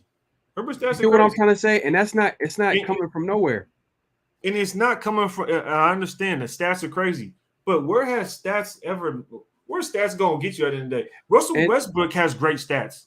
Hey, to everybody that's here in the chat, to Ray, I'm not taking nothing away from Carr. I like Carr. I think he's a good quarterback at the end of the day. But – because I don't want people to be like, oh, this dude's a Carr hater. Nah, hell no. What the hell? Like, I've been, if anything, I've been defending Carr more than anything. Yeah, no, I know. But I also like to look at both sides to understand like the logic, the reason, like where are you coming from? Are you coming from an emotional place? Or are you coming from a place where like, oh, okay, this shit kind of makes sense? Yeah. So I know a lot of people like to bring the game-winning drives, which I give Carr a lot of credit for that. But that also tells you what type of team Carr plays with, because why is Tom Brady not leading in that stat? We know Tom Brady is clutch because Tom Brady's played on better teams. He's blown out teams. So Carr has played with the Raiders for the last 8-9 years, and at the end of the day, like teams are coming here like basically handling their business against us. No. So Carr has to come back and win and get them game-winning drives, which I understand. Hey, look, I'm not hating on Carr, but I can't say with a straight face that Carr is better than Herbert. Can't say that. I hear you. I understand the argument because it is an argument. It's definitely an argument. But when you bring up the game-winning drives, right? Imagine if Herbert would have had that game-winning drive. He would have made the playoffs. Yes, sir. He would have made playoffs. And he would have had one more game-winning drive on his record that we're talking about. And I think that's where – and you want to know what's crazy? Is that I just gave 4 examples of us going into overtime because we can't close – our defense can't close the game. If we're up 2 possessions in the fourth and Carr ends the game with a game-winning drive, what does that tell you? But look. No, hold on, bro. Hold on. If we're up 2 possessions in the fourth quarter and Carr ends the game with a game-winning drive, that tells you our defense. No, I give credit. I give credit to Carr for sure. Yeah, hell and yeah. so that's kind of what, and that's what I'm saying. Carr has shown that he's clutch. He's clutch, and he's really good in those 2-minute situations. Hold on. You're only seeing the clutch part of it, and I'm not even talking about the clutch part. I'm not talking about that, man. I'm talking about, you had said the game-winning drives. He wouldn't have had to have a game-winning drive if the defense just closes out. For sure. There'd only be 5 game-winning drives. And that's my point. That was my point, is that, like, hey, look, because I was trying to say, like, hey, look, I understand Carr's situation. I understand, like, in order to have – because if you look at the list, it's like Carr and Stafford. And guess who Carr and Stafford play with? You know, the Lions and the Raiders. And, you know, if you look at the winning percentage between those two teams, it's not good. We haven't been winning a lot. So that tells you, like, you know, they're going to be leading in that stat because they're going to have to, like, come back and win some of these close games. But if they were on a good team, it'll be more blowouts. The game wouldn't be close. It wouldn't be no fourth quarter comeback, whatever you want to call it. Yeah. And you see, and I would even add, bro, that if we did have a good defense, some of our games, our defense would win. Like, they win it for us. Okay, I know I'm changing up the whole conversation, but look, all right. So, because do you think Burrow is better than Carr? Oof, Burrow's a dog, bro. You know what I mean? Burrow, I feel like Burrow is it. I feel like Burrow and Carr are like, Burrow's the young, cool Carr that I wish we had. I'll be honest. Like, I like Burrow, man. Like, he's not. Nah, I don't think Carr's ever been Burrow though. Like, no. I'm not saying that. I'm saying that he is what we would want in a cool, like, if our quarterback was cool and the way they play and all that, it would be Burrow. Right. And I like Burrow more than Carr. I like Burrow. I'm a Burrow. I like Justin Herbert. I think he's more talented than Burrow, but Burrow got the it factor. He got the win factor. He's a winner. Man, but he doesn't have the strongest arm. Hold on. He doesn't have the strongest arm like Herbert. Who has a stronger arm, Herbert or Burrow? Herbert. Who's faster? Who's more mobile? I'll give it to Herbert. Who's bigger? But Burrow, who's bigger? He mobile too. Who's bigger? I mean, Carr's mobile too. Yeah, but he's not a mobile quarterback. He's mobile. Who's bigger? He can run, but he's not a mobile quarterback. You said who's bigger? Yeah, Herbert. So he checks every single block, but I think Burrow's better, and I think that's kind of where, you know, I mean, that maybe not confusion, but it's like, how could you say Carr's better than Herbert, but then I also think Burrow's better than Carr? So that's just for me, you know what I mean? And Burrow's not as talented as Herbert. And it's easier to defend Burrow though. It's easier to defend Burrow right now because he just led his team in the Super Bowl after coming back from an ACL injury in his second year. Yeah, you know what I'm saying. And he played behind one of the worst O lines in the league, so it's kind of easy to kind of like. Yeah, let me get this super chat real quick, and I'm gonna add to that. And I'm glad you said that because I got a great point to that. Ruben Russ, appreciate the donation. Brady says talent isn't everything in the NFL. Burrow and Brady don't have the arm talent, but they know how to win games when the odds against them. Herbert has zero excuses. O-line and weapons. He's not a winner. I mean, just to add to that, and to the point kind of you were bringing, and the point you were kind of bringing up when it's the Burrow and it's kind of more easier to choose him, it kind of goes to my point that when have the Bengals ever done anything? Like since what's his name? I can't remember that quarterback's name way back in the day. It's not Bison, it's Beeson. I can't even remember, man. When's the last time the Bengals done something though, bro? You talking about Carson Palmer? Or you talking about Andy Dalton? Barely. Andy Dalton. Them boys was barely doing anything. No, they had some talented teams though. They had some talented teams. Man, but yeah, the Bengals historically have not been a good franchise for sure. But and Burrow goes there and does what he has to do, and in the division, he turned it around. I'm not going to argue against Burrow because the dude his actions speak louder than his words. Yeah. So we ain't got to talk about Burrow, but I just wanted to see your mindset. I'm like, all right, are you gonna say Carr is better than Burrow? You know what I mean? Like, come on, bro. I like Burrow, man. I was rooting for the Bengals. I wanted the Bengals to win, but I thought the Rams would. That's how I was with the Super Bowl. Because I like the Bengals. I like Joe Burrow. I like Jamar Chase. I've always liked Mixon. He's a California guy too. I've always liked Mixon. He's always been an underrated running back in my. There we go. Team. Thank you. Sheesh, I was trying to figure it out. Yeah, there we go. Boomer Esiason. That was the last time they was actually relevant. I feel like they was actually talked about. Like, oh, they could potentially do this and that. Oh, because they was they were going to the Super Bowl. Yeah. Marcus says, Raiden Farrell, please answer this. If Carr had that LA Chargers roster last year, would they have made? Oh, bro, if we had Keenan Allen, Mike Williams, Carr had, and this is where I kind of go with like some other stuff. You know what I mean? This is probably a little bit on extra. You know what I mean? I'm just adding a little extra to this. Well, Jared Cook is on the Chargers, right? He's played with a lot of quarterbacks. If you look at Jared Cook's best year, it was with Derek Carr. It was with Derek Carr. And if you look at any weapons Derek Carr has had, have they only gotten better and then left to do worse? Or have any of them ever left to do better? All right. So for instance, Michael Crabtree, Nelson Aguilar, just some examples. Did they come here and did they do worse before they got here? Do worse when they got here, and then leave and do better? Has there ever been a player like that you can think of? You're asking me, is there ever been a player that what? That's played here with Carr and has left and done better? Man. Nah, Carr ain't top 3. Yeah, Carr ain't top 3. Look, I'm not gonna answer that question because that's like, as Carr has played with like so many different players, and I get what you're saying for sure. Because if you think about like the receivers, like Michael Crabtree, the Seth Roberts, the Jared Cooks, you know, like they had like their best years. Even Darren Waller didn't do anything before he came to the Raiders, even though he's a highly talented player and he got his life together at the right time. So it was only a matter of time if he got his shit together.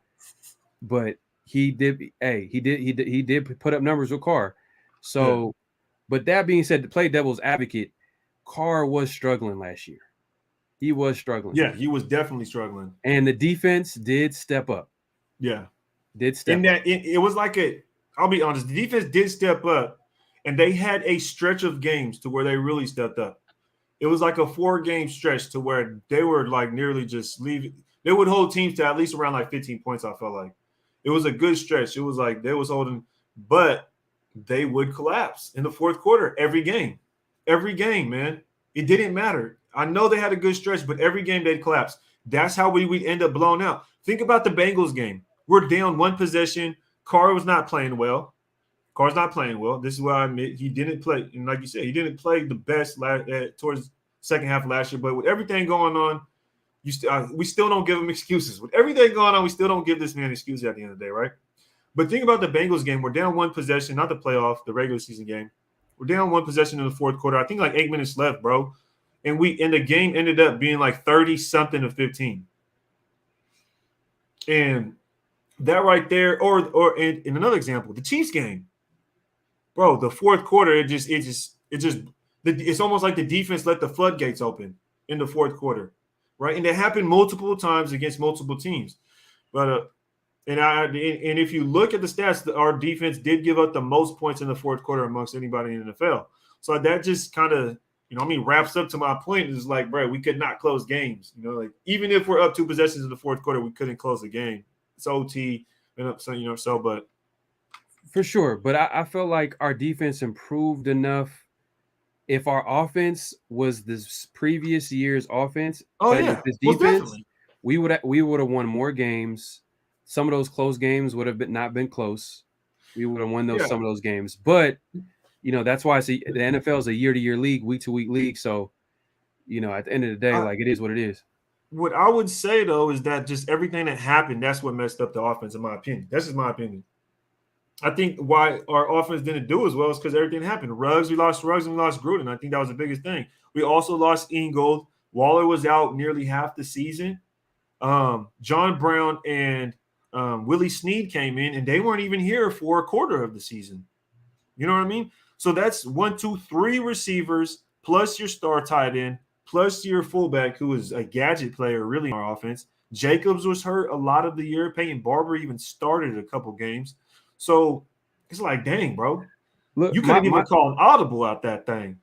And I have no problem. I have no problem like saying like, yeah, I agree with what you're saying. It's just everybody got to take accountability as well. Like if if you're saying that, you know, Carr is struggling because of all these factors, then the receivers are struggling because of all these factors. Then the running back is struggling because of Tom Cable and because of the, you know, this front office decision to blow up that O-line. You know what I'm saying? So it goes hand in hand. At the end of the day, it's a team sport. So yeah, that's where I'm coming from. So at the end of the day, like Carr definitely needs help in order to win. But that's every quarterback. I feel like that's why I like when I hear fans be like, "Hey, let's trade for this guy," but like at the end of the day, like, look, we still need to get pieces. Yeah, for the next QB that comes in, it doesn't matter. Exactly. And you've heard me, and I've heard you. We talked about Derek Carr. We both Derek Carr fans at the end of the day.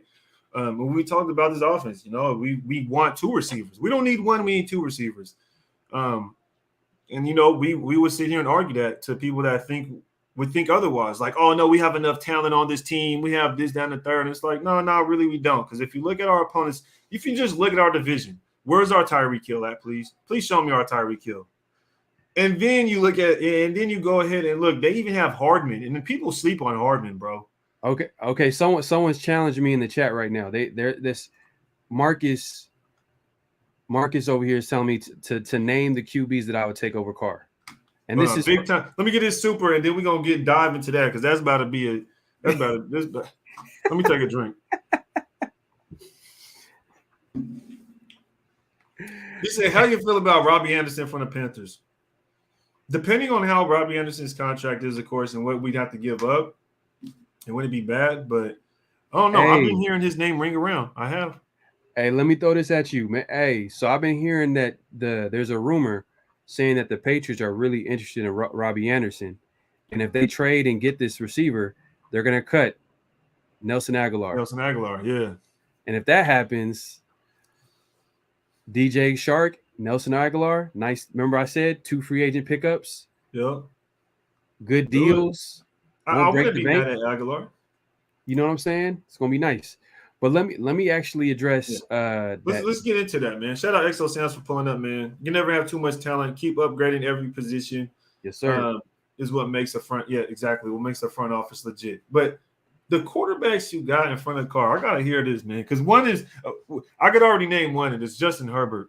Not as of today. Last year, we're basing off last year because I'm not gonna do all this speculation. Like, oh, okay, no, I'm talking about last year. These are the top quarterbacks that I would put ahead of Carr. I would put Aaron Rodgers, Tom Brady, Patrick Mahomes, Justin Burrow. I mean, I said Justin. This man said Justin Burrow, and I thought I was the one smoking shit. I was thinking Justin Herbert and Joe Burrow, Stafford. Oh, hold on, better than Carr? I have to give it to him. I have to give it to him because he took his team to the Super Bowl. He took his team to the Super Bowl. I'm about to fuck you up right now with this one. Hold up. Keep going. Let's see. Did I just name like 7 QBs right there? 7? Josh Allen? Josh Allen, for sure, Josh Allen. And hey, mind you, this is not in any order. I'm just naming QBs that I'll take over Carr. Lamar Jackson. Oh no.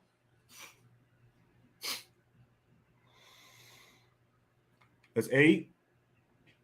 Oh yeah, they on your ass now. Yep. Stafford, the one I don't agree with. Stafford?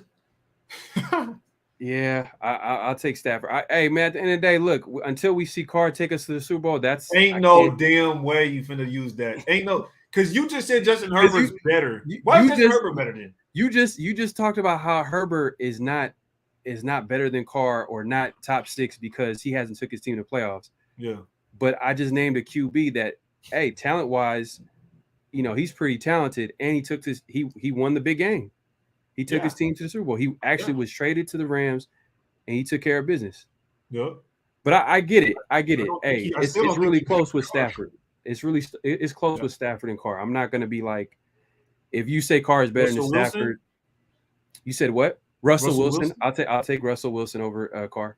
So that puts Carr at 9, right? At 9. And then someone I'm not going to say that. I'm not going to take Kyler Murray. I don't know. Murray is just a funny player to me. I try to warn people about Kyler Murray. Nobody want to listen to me. He's talented. He's definitely more talented than Carr. It's just that his struggles. I don't know what's going on with him in the Cardinals. Dak. Dak is not better than Carr. He's not better than Carr. He wishes he was as good as Carr. Dak Prescott wishes he was good as Derek Carr. Because if he were as good as Carr, the Cowboys wouldn't be getting their ass whooped every goddamn game. Dak whack. That boy Dak Prescott so garbage. I'm gonna stop right there. I'm about to start roasting Dak. I'm gonna stop right there. So Carr's number 10. Carr is number 10 for right now. Okay. Yeah, F Dak, bro. Yeah, because think about it, like Dak, Stafford, don't Murray. Do it's like those QBs. It's kind of like it's those. It's a gray area.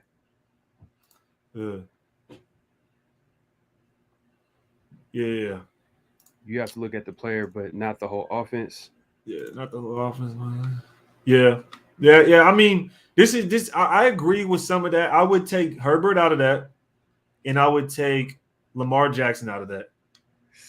Lamar, though, man. I would take Herbert and Lamar. Lamar is not a better quarterback. Out of you wild, bro. You wild. I like Lamar, man. Like the dude, he does he puts that team on his back. And last year, the Ravens dealt with a lot of injuries, so don't get it twisted. Even that first game, if you guys remember, that was an overtime game on the road. So they were coming from the East Coast playing us. Yeah. You know what I'm saying? And he almost willed that game with, like, I don't know who was running the ball. I think they, like, lost, like, 3 running backs before the start of the season. You know what I'm saying? Yeah. So it's, like, it's kind of hard to say that Carr is better than Lamar Jackson. I can't say that. I think he's better than maybe as a pocket passer, but like just overall, if you told me that Lamar Jackson was coming to the Raiders, I would be excited. I would be excited too because it'd be fun to watch every game. But this is where it for me. What comes in a quarterback and talent. Who are the better quarterbacks and who has a lot of talent? Tom Brady is not talented, man. Hey, no, we're not doing that. See, now you're doing semantics. Like, look, at the end of the day, like, hold on. Don't try to change it into like who's the best quarterback. No. I'm just saying who is the best player at their position. Like, okay, the best player at the position. Who is the best player at the position? Lamar Jackson is not the best player at quarterback. He's not. He is not better than Carr at quarterback. He's not better than Carr at quarterback. It's that simple. For me, it is that simple. He's a dual threat quarterback. He's a dual threat quarterback, and he's better at what he does. He's barely dual. He's like 1.5 threat quarterback, bro. Like, but come on, Farrell. Who does he have at wide receiver? Farrell. Why does he need a good wide receiver though? That's not his skill set. He doesn't need a solid wide receiver because this is why the offense is built for him. He didn't come into offense. It's not like John Gruden got there and was like, "You're running the West Coast offense now. You're going to run this offense now." No, the offense they run is built for him. The offense they run, he has to be in that offense. You're not going to take him and put him in other offenses and be like, "You're going to run this. You're going to learn this playbook, and you're going to be able to do this, that, and third." He can't do that because he's not a quarterback. The offense is built for him, and that's why I don't think he could be better than some of these other guys because he's not a better quarterback. But that's what you're supposed to do. That's what you're supposed to do. You're supposed to build offenses around your best players, and the best player so happens to be the QB on that team. And why do you think Daniels is going to come here and he's going to build an offense around Derek Carr and all the pieces that's all around him? It would be dumb. That's why I don't like when like head coaches or offensive-minded coaches, they'll come and they'll be like, "Oh, it's my system, my way or the highway." Nah, motherfucker, like you got to look at the talent, see what they're good at. Yeah. Let them do that. You know what I mean? And try to make it work from there. And it's not Lamar Jackson's fault that he's one of the most like electrifying players at the position. Like this dude could score from anywhere using his legs. So you can't put that against him. I'm not holding it against him. I'm saying that's who he is. You have to, and this is another thing.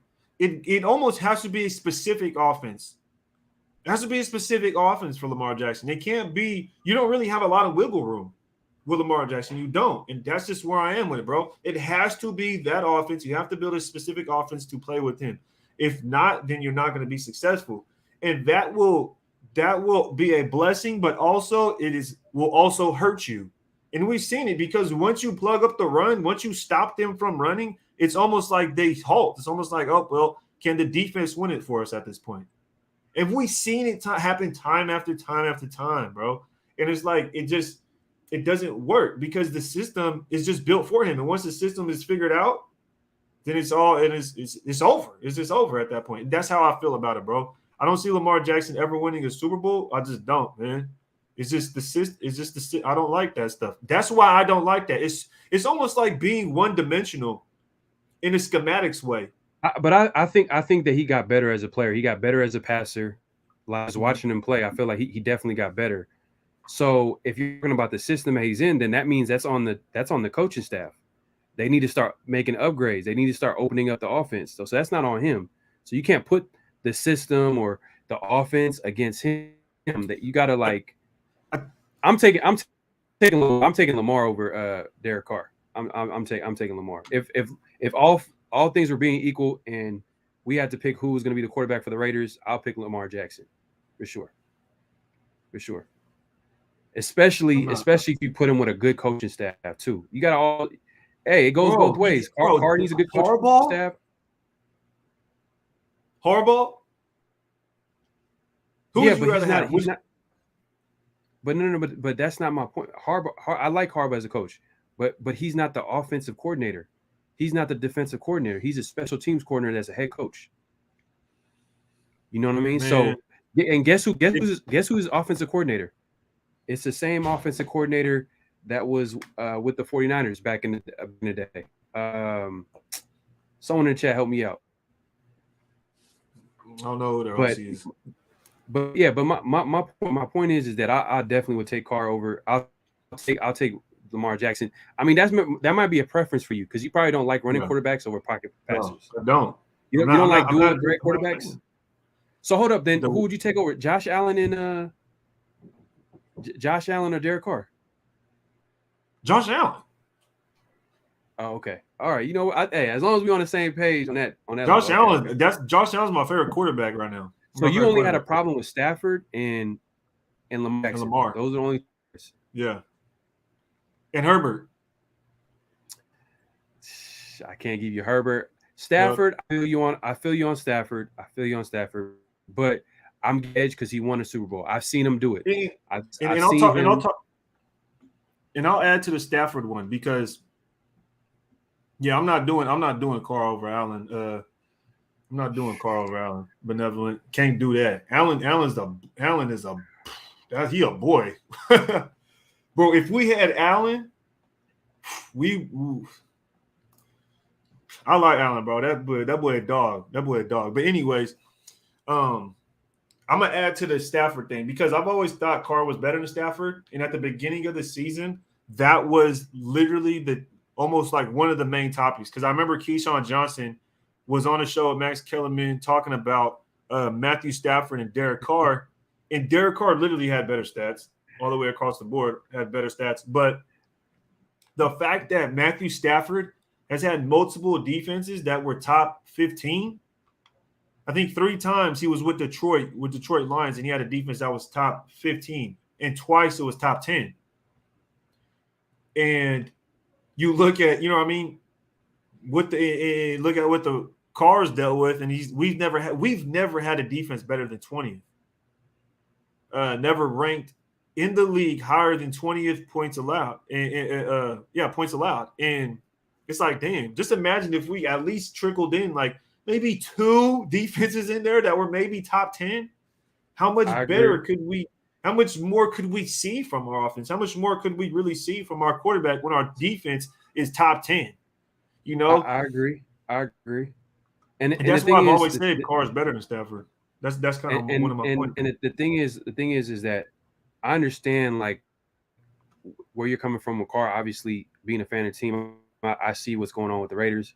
I've seen the issues, But my thing is that at the end of the day, like I also gotta like I can't speculate too much with Carr too. I can't just assume that if Carr had this, then he's gonna do this. I also gotta be like, you know what, Carr, it's your time to show basically everybody that you're that quarterback. I gotta see it too at the same time. So like that's why I put Stafford over Carr, is because he literally just took his team, even though he had a No, I talented hear you. team. I agree. He got I agree with traded to that team, and he did exactly what the coach expected the team to do, is win a Super Bowl with Matthew Stafford. You know what I'm saying? So I'm gonna have to I give him the edge just off that. Now, can Carr surpass him? For sure. He just got to win. I hear you. I hear you. Now, where would you say the Rams defense ranked? Because I don't know. Do you know? You asking a question you know the answer to. I don't know. I don't know. Honestly, I don't know. But I would say that they're at least top. It's probably 10? Hold on. Let me. I don't know what the Rams defense ranked. Defensive ranking. You talking about yards per game? No, I only go by points. Points? Because yards, total defense, they're 21. They're 15th in rushing yards, 206. So 21st in passing yards. No, just go to points, because yards don't matter, and I'll tell you when it comes to defense, and I'll tell you why. And I get you. Points is at the end of the day matter, because that's who wins the game by scoring. Because I remember the people used to try to use this argument with the Chiefs defense and being like, "Well, Mahomes won the Super Bowl, and they had one of the worst defenses in the league." And I had to fact check everybody, even other content creators that are Raider fans, trying to make excuses for the Chiefs. Like, oh my goodness, but I had to fact check them and let them know. The Chiefs had the top 10 defense actually when they won the Super Bowl. They allowed the 32nd most yards, but they were top 10 in points, and they were top 10 in turnovers. And if you look, when they would get to the red zone, they would create a turnover. So they would give up 80 yards, get to the red zone, get the ball back. So it's like, that's why it's kind of, you got to really look at everything, man. So I'm looking at the points per game. Damn, man. You Rams they're number 15. 15th in the league? Points allowed. Yep. Points allowed 15. Not bad. That's good. And as you can see, he's good enough to win the Super Bowl. 15th, offense 7th. So good enough to win the Super Bowl was a 15th ranked defense. I think this is one of the worst ranked defenses that have won the Super Bowl in like the last 10 years, man. What was the KC's ranking when they won the 10. Super Bowl? 10? They were 10. Damn. But their defense was ranked 8th in the red zone. Rams? The Rams defense was ranked 8th in the red zone as well. So 15th points allowed, 8th in the red zone. Okay. Yeah. And I'm not saying the Rams didn't have a talented team, so I just want to put that out there. No, yeah, 100%. And it just goes to my point, man. If we would have a defense, you never know what would happen, bro. And that's why I always give Carr the lean over Stafford. Oh, for sure. And that's why I feel confident in like the Raiders moving forward and building around Carr. Like I feel like they should go into the draft, they should go into free agency, keeping Carr in mind to build his team. Yeah, extend Carr for at least a short-term extension. Let's say if they want to, because Carr is getting older. At the end of the day, we got to think about the future. We got to see if we could draft some quarterback maybe in the future. But I agree with that. Carr is top 15 at worst. Top 15 at worst. Top 10 or worse. You say top 15 or worse. What do you mean? You mean top 15 or better? Because some of the players that we've mentioned, like at the end. Mm-hmm. You can make an argument that they're better than Carr. You can make an argument that Dak is better than Carr. You can also make an argument that Carr is better than Dak. But some of the players I mentioned in the beginning, it's no question that those players are better. Yeah. You know what I mean? Like Stafford, okay, you know what I mean? I'm not going to be like, oh, shit, like you're wrong 100%. Yeah. You know what I'm saying? So I think at the end of the day, like, that's why I say top 15 at worst. You know what I mean? Like, it doesn't matter because they all need the same shit. I keep saying that all these quarterbacks in the top 15, top 10, top 5, it looks better. A player might be more exciting. Mm-hmm. You know what I mean? They might have a better arm or whatever the case may be. But if they're in the top 15, They still, like I said, they still need an O-line. They still need a running game. They still need that defense. They still need a coaching staff that's going to make good, big decisions in big moments. Yeah. That's aggressive. Yeah. Yeah. Well, so, I mean. Top 10. I got Carr top 10, man. Like, he's got to be top 10 without a doubt. I feel like Dak isn't an argument. I just feel like it's not at all whatsoever. Like, it's not even close. It's just not close, bro. You're in the NFC East, in the weakest division in the league, bro. You coming over here to our division to getting tossed up. You getting turned. You come over here to AFC West, you getting towed up. He did come back from like a bad injury too. He came back from a bad injury. Who, Dak? Yeah. Just like Carr came back from a bad injury, and that's probably in his head too as well. Like because Dak wasn't running as much. Nah, it's not the same. Because he didn't. Because the thing is, Carr broke a bone in his back, and then broke a finger as well. Dak came back and was just healthy the whole season, and then everybody wants to make the excuse. Well, he didn't have CD Lamb and Amari Cooper for that game, so that's why they lost. And it's like, holy shit! If we only could get those excuses for Derek Carr, you know what I mean? Derek Carr's only going out there and playing with what he has as well. And it's not like he even had a CD Lamb and Cooper to start with. So it's almost like, what the hell? What are we comparing? But we got off too. We started going on a rant. We went on that's why Raider fan, NFL fan type of conversation. We had a real conversation. It's all good. Yeah, it was good. It was a good one, man. Some people probably watched it. Talking about. You started it though. You was like when you casually mentioned Herbert is better than Carr. I'm like, what? Oh, no. I didn't casually mention Carr was better than Herbert. You asked me. You wanted to go. Go that route. You wanted to go that route. I said, oh man, this man. You wanted to start. You want to start. But anyway, let's close this one out, man. I appreciate everybody pulling, but let's close on the combine because that's what we came here for. That's what we was talking about. Yes, sir. Name your one guy at 22, realistically, that you would want. Go ahead, man. At 22, who I'd want? Realistically. So, obviously, like, you can't choose Sauce Gardner. You can't choose you can't choose Hutchinson. Can't choose Davis at this point. No. D tackle. Man, like I said, I want to trade down. I want to trade down. Honestly, I mean, okay. So say you wanted to trade down and you went back. Who would you go back to get? If I traded down, Jordan Davis ain't gonna be that 22, man. Jordan Davis is not at 22 because I definitely want to take a D tackle. Whether it's Jermaine Johnson at 22. Oh my god, he's nice. Y'all gonna kill me with that one.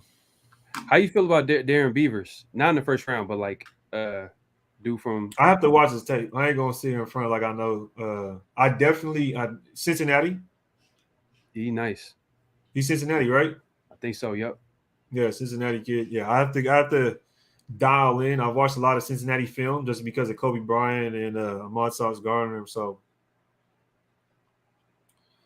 Trent McDuffie. I like Trent McDuffie, but not for us, man. I like Trent McDuffie, just not for us, personally. Jermaine Johnson, I don't know about that. Devontae White, I could definitely see that. But I like him in a second. If we can get him in a second, that'd be nice. Yeah, I'm not big on getting him in the first, but it's a realistic pick at 22 as a Devontae White. I don't know how true this is. Mm-hmm. Yeah, Devin Lloyd would be nice, but I don't think he's gonna get past the Eagles. Yeah, I don't think he'll get. I'm like thinking about all these players, and then Devin Lloyd might slip. He might slip just because of how the combine went. I feel like he might. You think teams is gonna get gassed up and like overvalue certain players?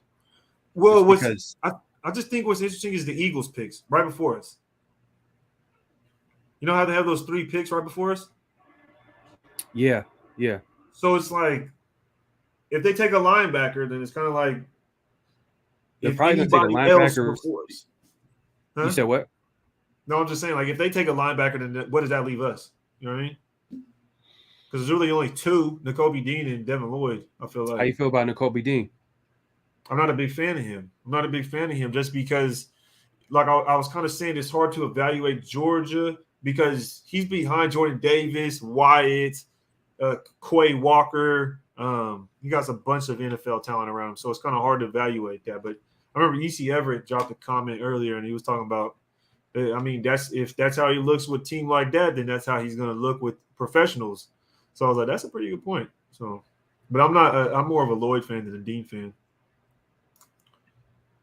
So obviously, I trade down, get a right tackle, and then later draft Matt Corral. Oh, you lost me right there, bro. I'm not getting no Golden Corral. I ain't getting no damn Golden Corral. I don't even eat that buffet.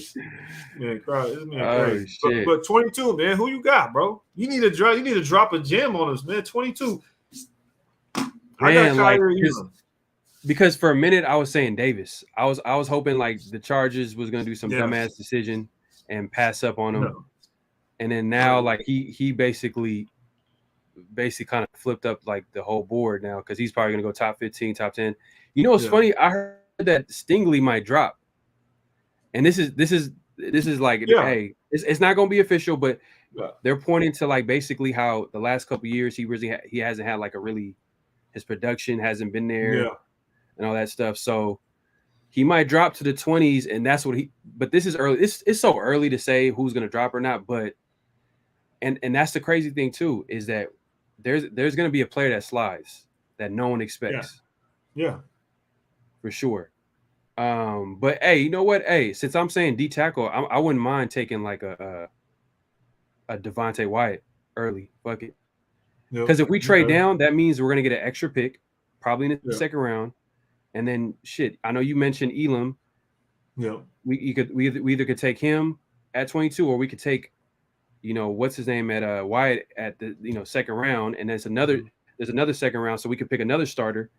So like, because once we trade down, that's where options will open up for us, and I feel like it'll be it's best to take the best player available at that point. Yeah, and I wanted to trade back last year. We got Leatherwood. I wanted to trade back then. Is McDuffie a slot corner? It's hard. It's hard to like really expect teams to trade down if no one's gonna try to take trade down with you. Because I know you guys been doing like the those mock drafts, and teams have been called. You know what I mean? They try to make it like realistic. People, but realistically speaking, I think I can see teams definitely trading up to us, man. I could see it. If the Raiders could have traded down to draft Farrell, I think they would have done it. I think they would have done it. But what happened was they didn't find anybody that could trade with them.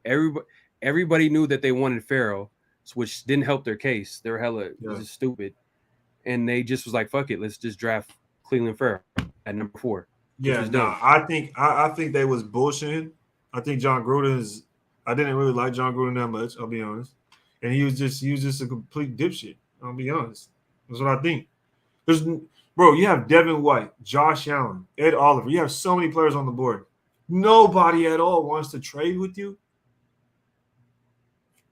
There's no way people in that room really thought Cleveland Farrell would go top 10.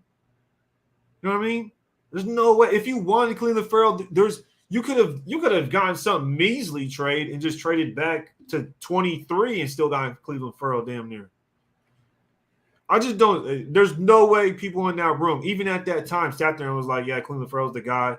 Even if we trade back to 20, we're not going to get him. Who gives a shit? He's not worth it." Like, that's what's crazy. We picked multiple. There's multiple players we chose to get Cleveland Farrell before, and there's no way. But for the most part, when you see teams trade down or trade, you know what I mean? It's for a quarterback.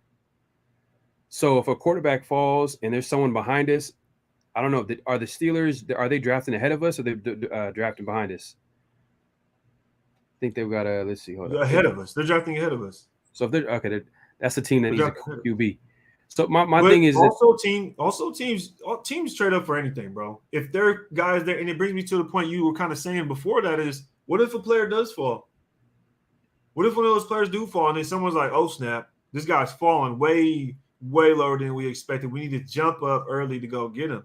In a team like a Bengals that may want an offensive lineman potentially, maybe an offensive lineman that they want to get, and then jump up, go ahead and grab somebody. I'm sure there could be somebody, but I'm not the one that wants to trade. I'm kind of just helping you out in this conversation. I'm not the one that wants to trade. I definitely want to trade down, but like it's crazy because some of the players that you're mentioning, like an offensive tackle, guess what? We need that.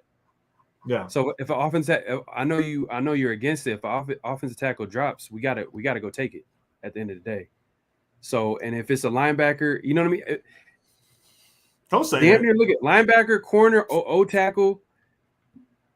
I'm not gonna lie, like those players you gotta take. If it's a top player, you gotta take them. If it's offensive line, go ahead, give them up. I'm good. Hold on. When we drafted Colton Miller, didn't somebody trade up to get an offensive lineman that year? Did we trade up to get Miller, or did the Niners trade up to get McGlinchey before us? So I think the Niners drafted because I think the Niners picked before for the Raiders, and they picked the offensive lineman that they wanted, and then the Raiders end up traded down, and then they drafted Colton Miller. I think that's what happened. Yeah, something happened. There was a trade in that, and I mean that's an example. I mean, shit, there's a trade right there. And we did trade back. You're right. Okay, I remember that. Omar says Carson Strong a Raider. The next Brady, I'm messing with you. It's funny because when I first watched Carson Strong, I was like, yo, this dude remind me of Brady. The way he moves, how slow he is in the pocket, just the way he moves in the pocket, how he stands, just the way everything. But so your guys, you want to take corner, you want to take corner with that number 22 pick.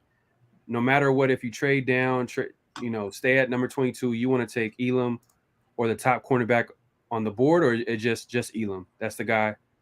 If he's not trading. If Elam's there at 22, I'm just going to take him. But what happens if Elam is not there? Then at that point, it's going to be a whole bunch of corners that you don't like. So, yeah, at that point, then for me, it would be like, oh snap.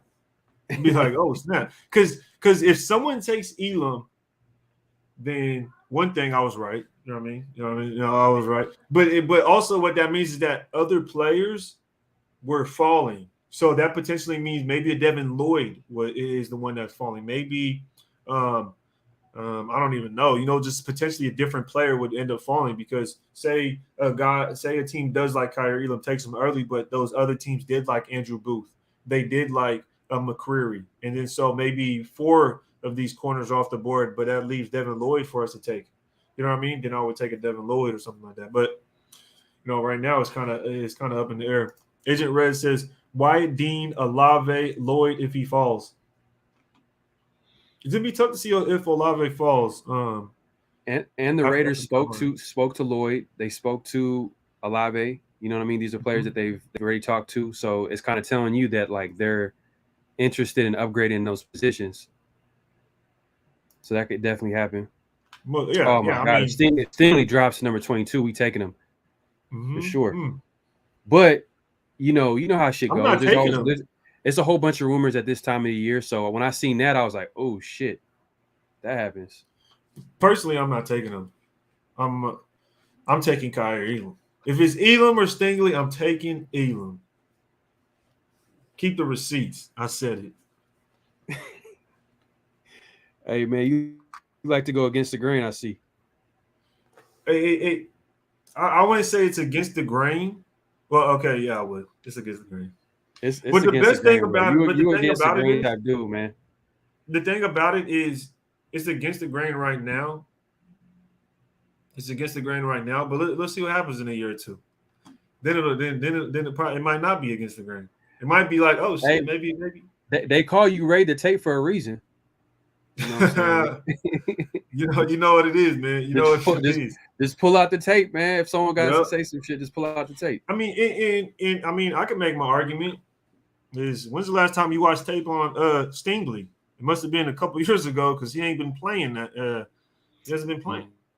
Yeah, that's dangerous, and that's what the rumor was saying. Like, a lot of motherfuckers is kind of worried about him coming out. Yeah. Like, would you take him top 10, top 15? You know what I'm saying? Like, and he hasn't really played that much and can't stay healthy. Mm-hmm. He said Stingley. He said, "Boy, love you." He said, "Oh hell no." White Tyson said, "Oh hell no." Ray got me wanting to study Elam tapes now. Yeah, you've been talking about him for a minute. No. I'll be honest, man. I watched the first tape I watched in this draft. What position was the corner? I went and watched Sauce. I went and watched Elam. I went and checked out Boot Jr. I went and checked out the list goes on. I don't gotta name them all. And Elam to me was just like every single time you seen him line up, bro, it was on the best receiver by himself on the far side of the field. Every single time. It didn't matter. Just handling his business. Huh? Just handling his business pretty much. Just by himself, on the island, just out there. Just him and Jamo on the island, big deal. Him and Mechie on the island, big deal. Him and the best receiver on the team out there by himself. The other side of the field would be the short side with a bunch formation, and he'd be on the opposite side just by himself on the island. And me, I'm like, okay, that right there, boom, you got me sold. Because obviously you can play on the island for one. Two, you're a man guy. You're pressed every single time, and you're going against the best teams in the SEC in college, which is the SEC. You're coming out of Florida. You have size. You affirmed your speed today. For me, he affirmed his speed today. It was under a 4.5. I wanted to see somewhere in a 4.4. He puts on a 4.39 official time. So I'm like, bro, if he don't hit, then I don't know. But you go watch a guy like Boo Jr., you don't see him in man coverage. You don't see him following the best receiver. You don't see him playing press. This man's playing cover 2, cover 4 the whole time. It's like, why would I want that in a Patrick Graham system? To where we would probably blitz and run, sticky coverage man, like a, so. Let me ask you this, because I was just remembering, because obviously we mentioned that the receiver draft is pretty deep this year. And now early on, you were saying your favorite receiver was Treylon Burks. And Treylon Burks didn't have a good combine. No. Do you still feel the same way about Burks? My favorite receiver right now, Burks is my favorite receiver. But this is where I kind of detach myself from the top guys. I detach myself from Burks, the Garrett Wilsons and all that, because those are the top guys. And I'm like, let me look at guys that I like specifically that's not too much talked about, that I could say definitively I watched the tape, I did my research, and I like these guys. And that's why I've been going with George Pickens the last week or so. George Pickens has been my receiver. So, and I said at the beginning of this, I think when he put up, you're saying Pickens is your top guy? He's your top guy? No, he's not my top guy. He's my receiver in this draft that I want. I think the top guy would probably have to be like a Garrett Wilson, something like that. But I'm not gonna say Garrett Wilson because we're at 22. I'm not really tripping off of. It's almost like saying, talking about Aiden Hutchinson. So why would we talk about Aiden Hutchinson? We're not gonna get him. Burks might be there. Burks might be there at number 22. It's possible. No, Burks for sure. But I'm talking about Garrett Wilson. But if Burks is there at number 22, would you take him? If Elam's there? Yeah. No, I'm taking Elam. Damn. Taking Elam. I mean, so that's crazy. EC Ever says Patrick Graham runs 90% zone, and he does. Which corner you think fits, Elam or McDuffie? Graham runs 90% zone. I'm gonna have to check. Well, hey, and you know what? We definitely got to check on that. But EC, what I like about Graham is that he looks at the roster and he basically adapts to the players that he has. So he said in interviews that, like, at the end of the day, like, you got to cover man to man. Like, he prefers to play man to man. He's come from that Patriots defense, that philosophy of playing man to man. It's just at the end of the day, like, if he knows that he doesn't have the players, he's going to run different schemes, different types of defense to fit the skill set of his team. So that's what I like about the coaching staff is they're going to look at the players they have, and they're not going to force it. So that makes a lot of sense that he probably did that, especially last year where they dealt with injuries. You know what I mean? So yeah. The chat, man. The chat's like, yo, what the hell going on, man? Jameson, I want to stay away. I want to stay away from Jameson because he's same here. I'm staying away from him. I agree. I'm staying away from him. He's hurt, man. I just saw him. I'm not sure about that because it's almost like, what about Mechie? Yeah, I'd rather take Mechie like in a second or third or something like that. If You we're gonna feel take me? an Alabama receiver, I want Pickens at 53 more than Burks at 22. I agree. That's a good way to put it. That's a good way to put it. And that's a real good way to put it, man. OG Face says, "What the F, right? What you mean? What the F? What I say? What I say? it's probably because you said you take Elam over Elam. Burks. Yeah, that's probably what it is, huh? That's probably what it is, Bro, you're a corner, man. You're a corner at heart, man. It's just in you. Yeah, it's probably what it is. It's probably me being biased, but look, man, I like Elam. I said I like Elam. There's only so many players you can, for me personally, you can really like that you think you can get. And that's where I pour my energy. And I think it's kind of obvious, but that's where I pour my energy. You can only like so many players because you can only get so many players. That's where I kind of made the point. Is like, are you gonna look at Kyle Hamilton? I don't think so because he's out of our reach. You know what I mean? Yeah. Are you gonna look at Ahmad Sauce Gardner? He's out of our reach. He's out of our reach. And that's where I start to, start to fall in love with certain players because I'm like, this guy is in our reach. If he reaches us, we have to take this guy at this point. And it's an interesting point because 22 is a weird pick because you have to get that value right there, right? It's tougher because it's later in the first round. So it's like you almost have to get that value out of there. 22 at 22, let's be honest, you take best player available. You know what I'm saying? You take the best player available because it's like it's too low to be like let's draft. I mean, because we have a lot of different holes, so we might actually fill a need by drafting someone at 22. But it might be a player that we might have addressed. It might be a position that we addressed in free agency, but we're like thinking about the future, the talent, the player that you know what I mean. So you got to draft best player or I'm more of trade down at the end of the day, because we got a lot of holes, man. Yeah, to be real with you, the reason I'm not too big on trading down is because I think we need more veteran help than we need young players on this team. Because I think, what are we we're the youngest team in the league, right? We're the youngest team in the league. No, we're not. We're one of the youngest. We're one of the youngest. I don't think we're not the youngest team in the league. We're not. You 100% sure? Before I speak, because I know you about to fact check me right now. So yeah, I was about to. Because I don't know 100%. But think about it. Derek Carr being our oldest player and he's only 30. I mean, like, bro, you can get a defensive tackle that's a second string and they're usually like 34, 35 years old, bro. Like, how is Derek Carr the oldest player on your team at 30 years old? Jacobs on a rookie deal. Renfro on a rookie deal. So it looks. I think the Panthers had the youngest team, then the Lions, the Jets, the Browns, and Bengals. Oh damn, for real? But let me. Hold up. Where the Raiders at? I'm trying to find that. Is that hold on? Is that updated? Is that updated prior to the offseason? Because we don't have Richie Incognito on our team anymore, and he's like 30. He's like 38, and then you have Casey Hayward's like 33, and then Joe McCoy. This is like posted September 7th of last year. Yeah, before the season. Yeah. I'm telling you, we're one of the youngest. We're at least top 3. But where do you find that though? Where do you find that? But we're one of the youngest. Our average age is 26, and this is basically before the start of the season. We're like number. Let's see. Hold up.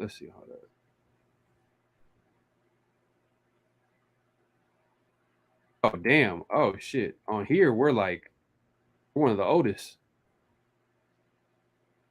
Yeah, that was bro. probably prior. You gonna have to find that stat, man. Top 3 youngest. Look, I'll prove it to you like this. I can do it. I can prove it to you like this. Name the oldest player on the Raiders besides Derek Carr. Probably Darren Waller. 29 years old. And who's next after him? Shit. Probably someone on that O-line. D-line. On the O-line? No, the O-line youngest. O-line is young. D-line, we got some veterans. O-line, damn near the whole O-line was on a rookie deal besides Colton Miller. Because the reason why I said that, I was thinking about Incognito. I don't know why I didn't remember him. But he's not on the team. That's what I'm saying. He ain't on the team. He's not on the team. Yeah. Joe McCoy not on the team anymore. Hayward's not on the team anymore. He's a free agent. Hayward's a free agent. Probably Corey Littleton. Or Good is like 30. Good's like, hold on, is Good 30? Shit, damn near. Hold on, let me see. 17.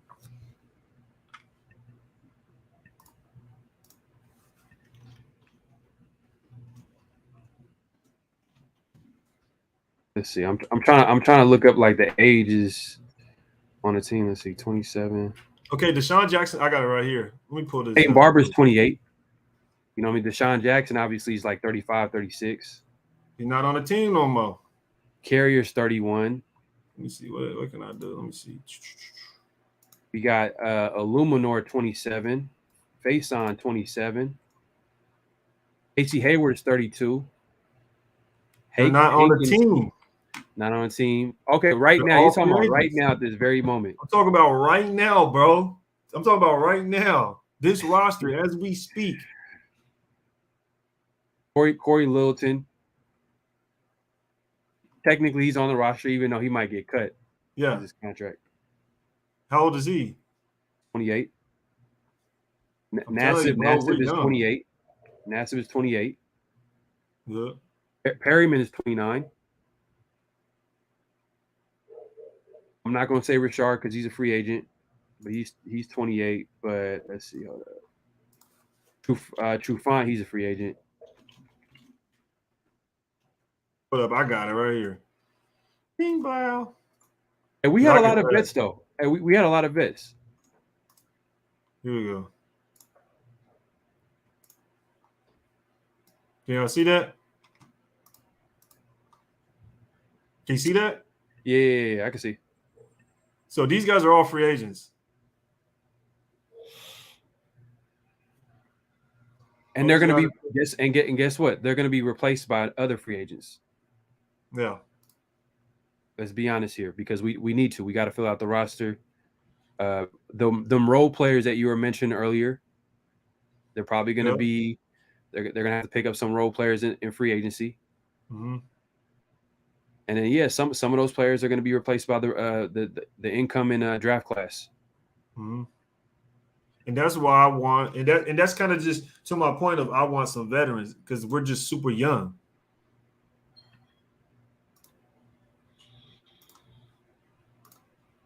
Because we're just super young. We have vets though. I'm not gonna lie. We had some vets. Come on, bro. We had some vets that stepped up, like especially on the defense.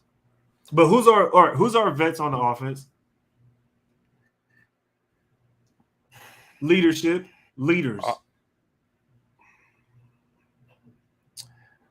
Vets obviously Derek Carr,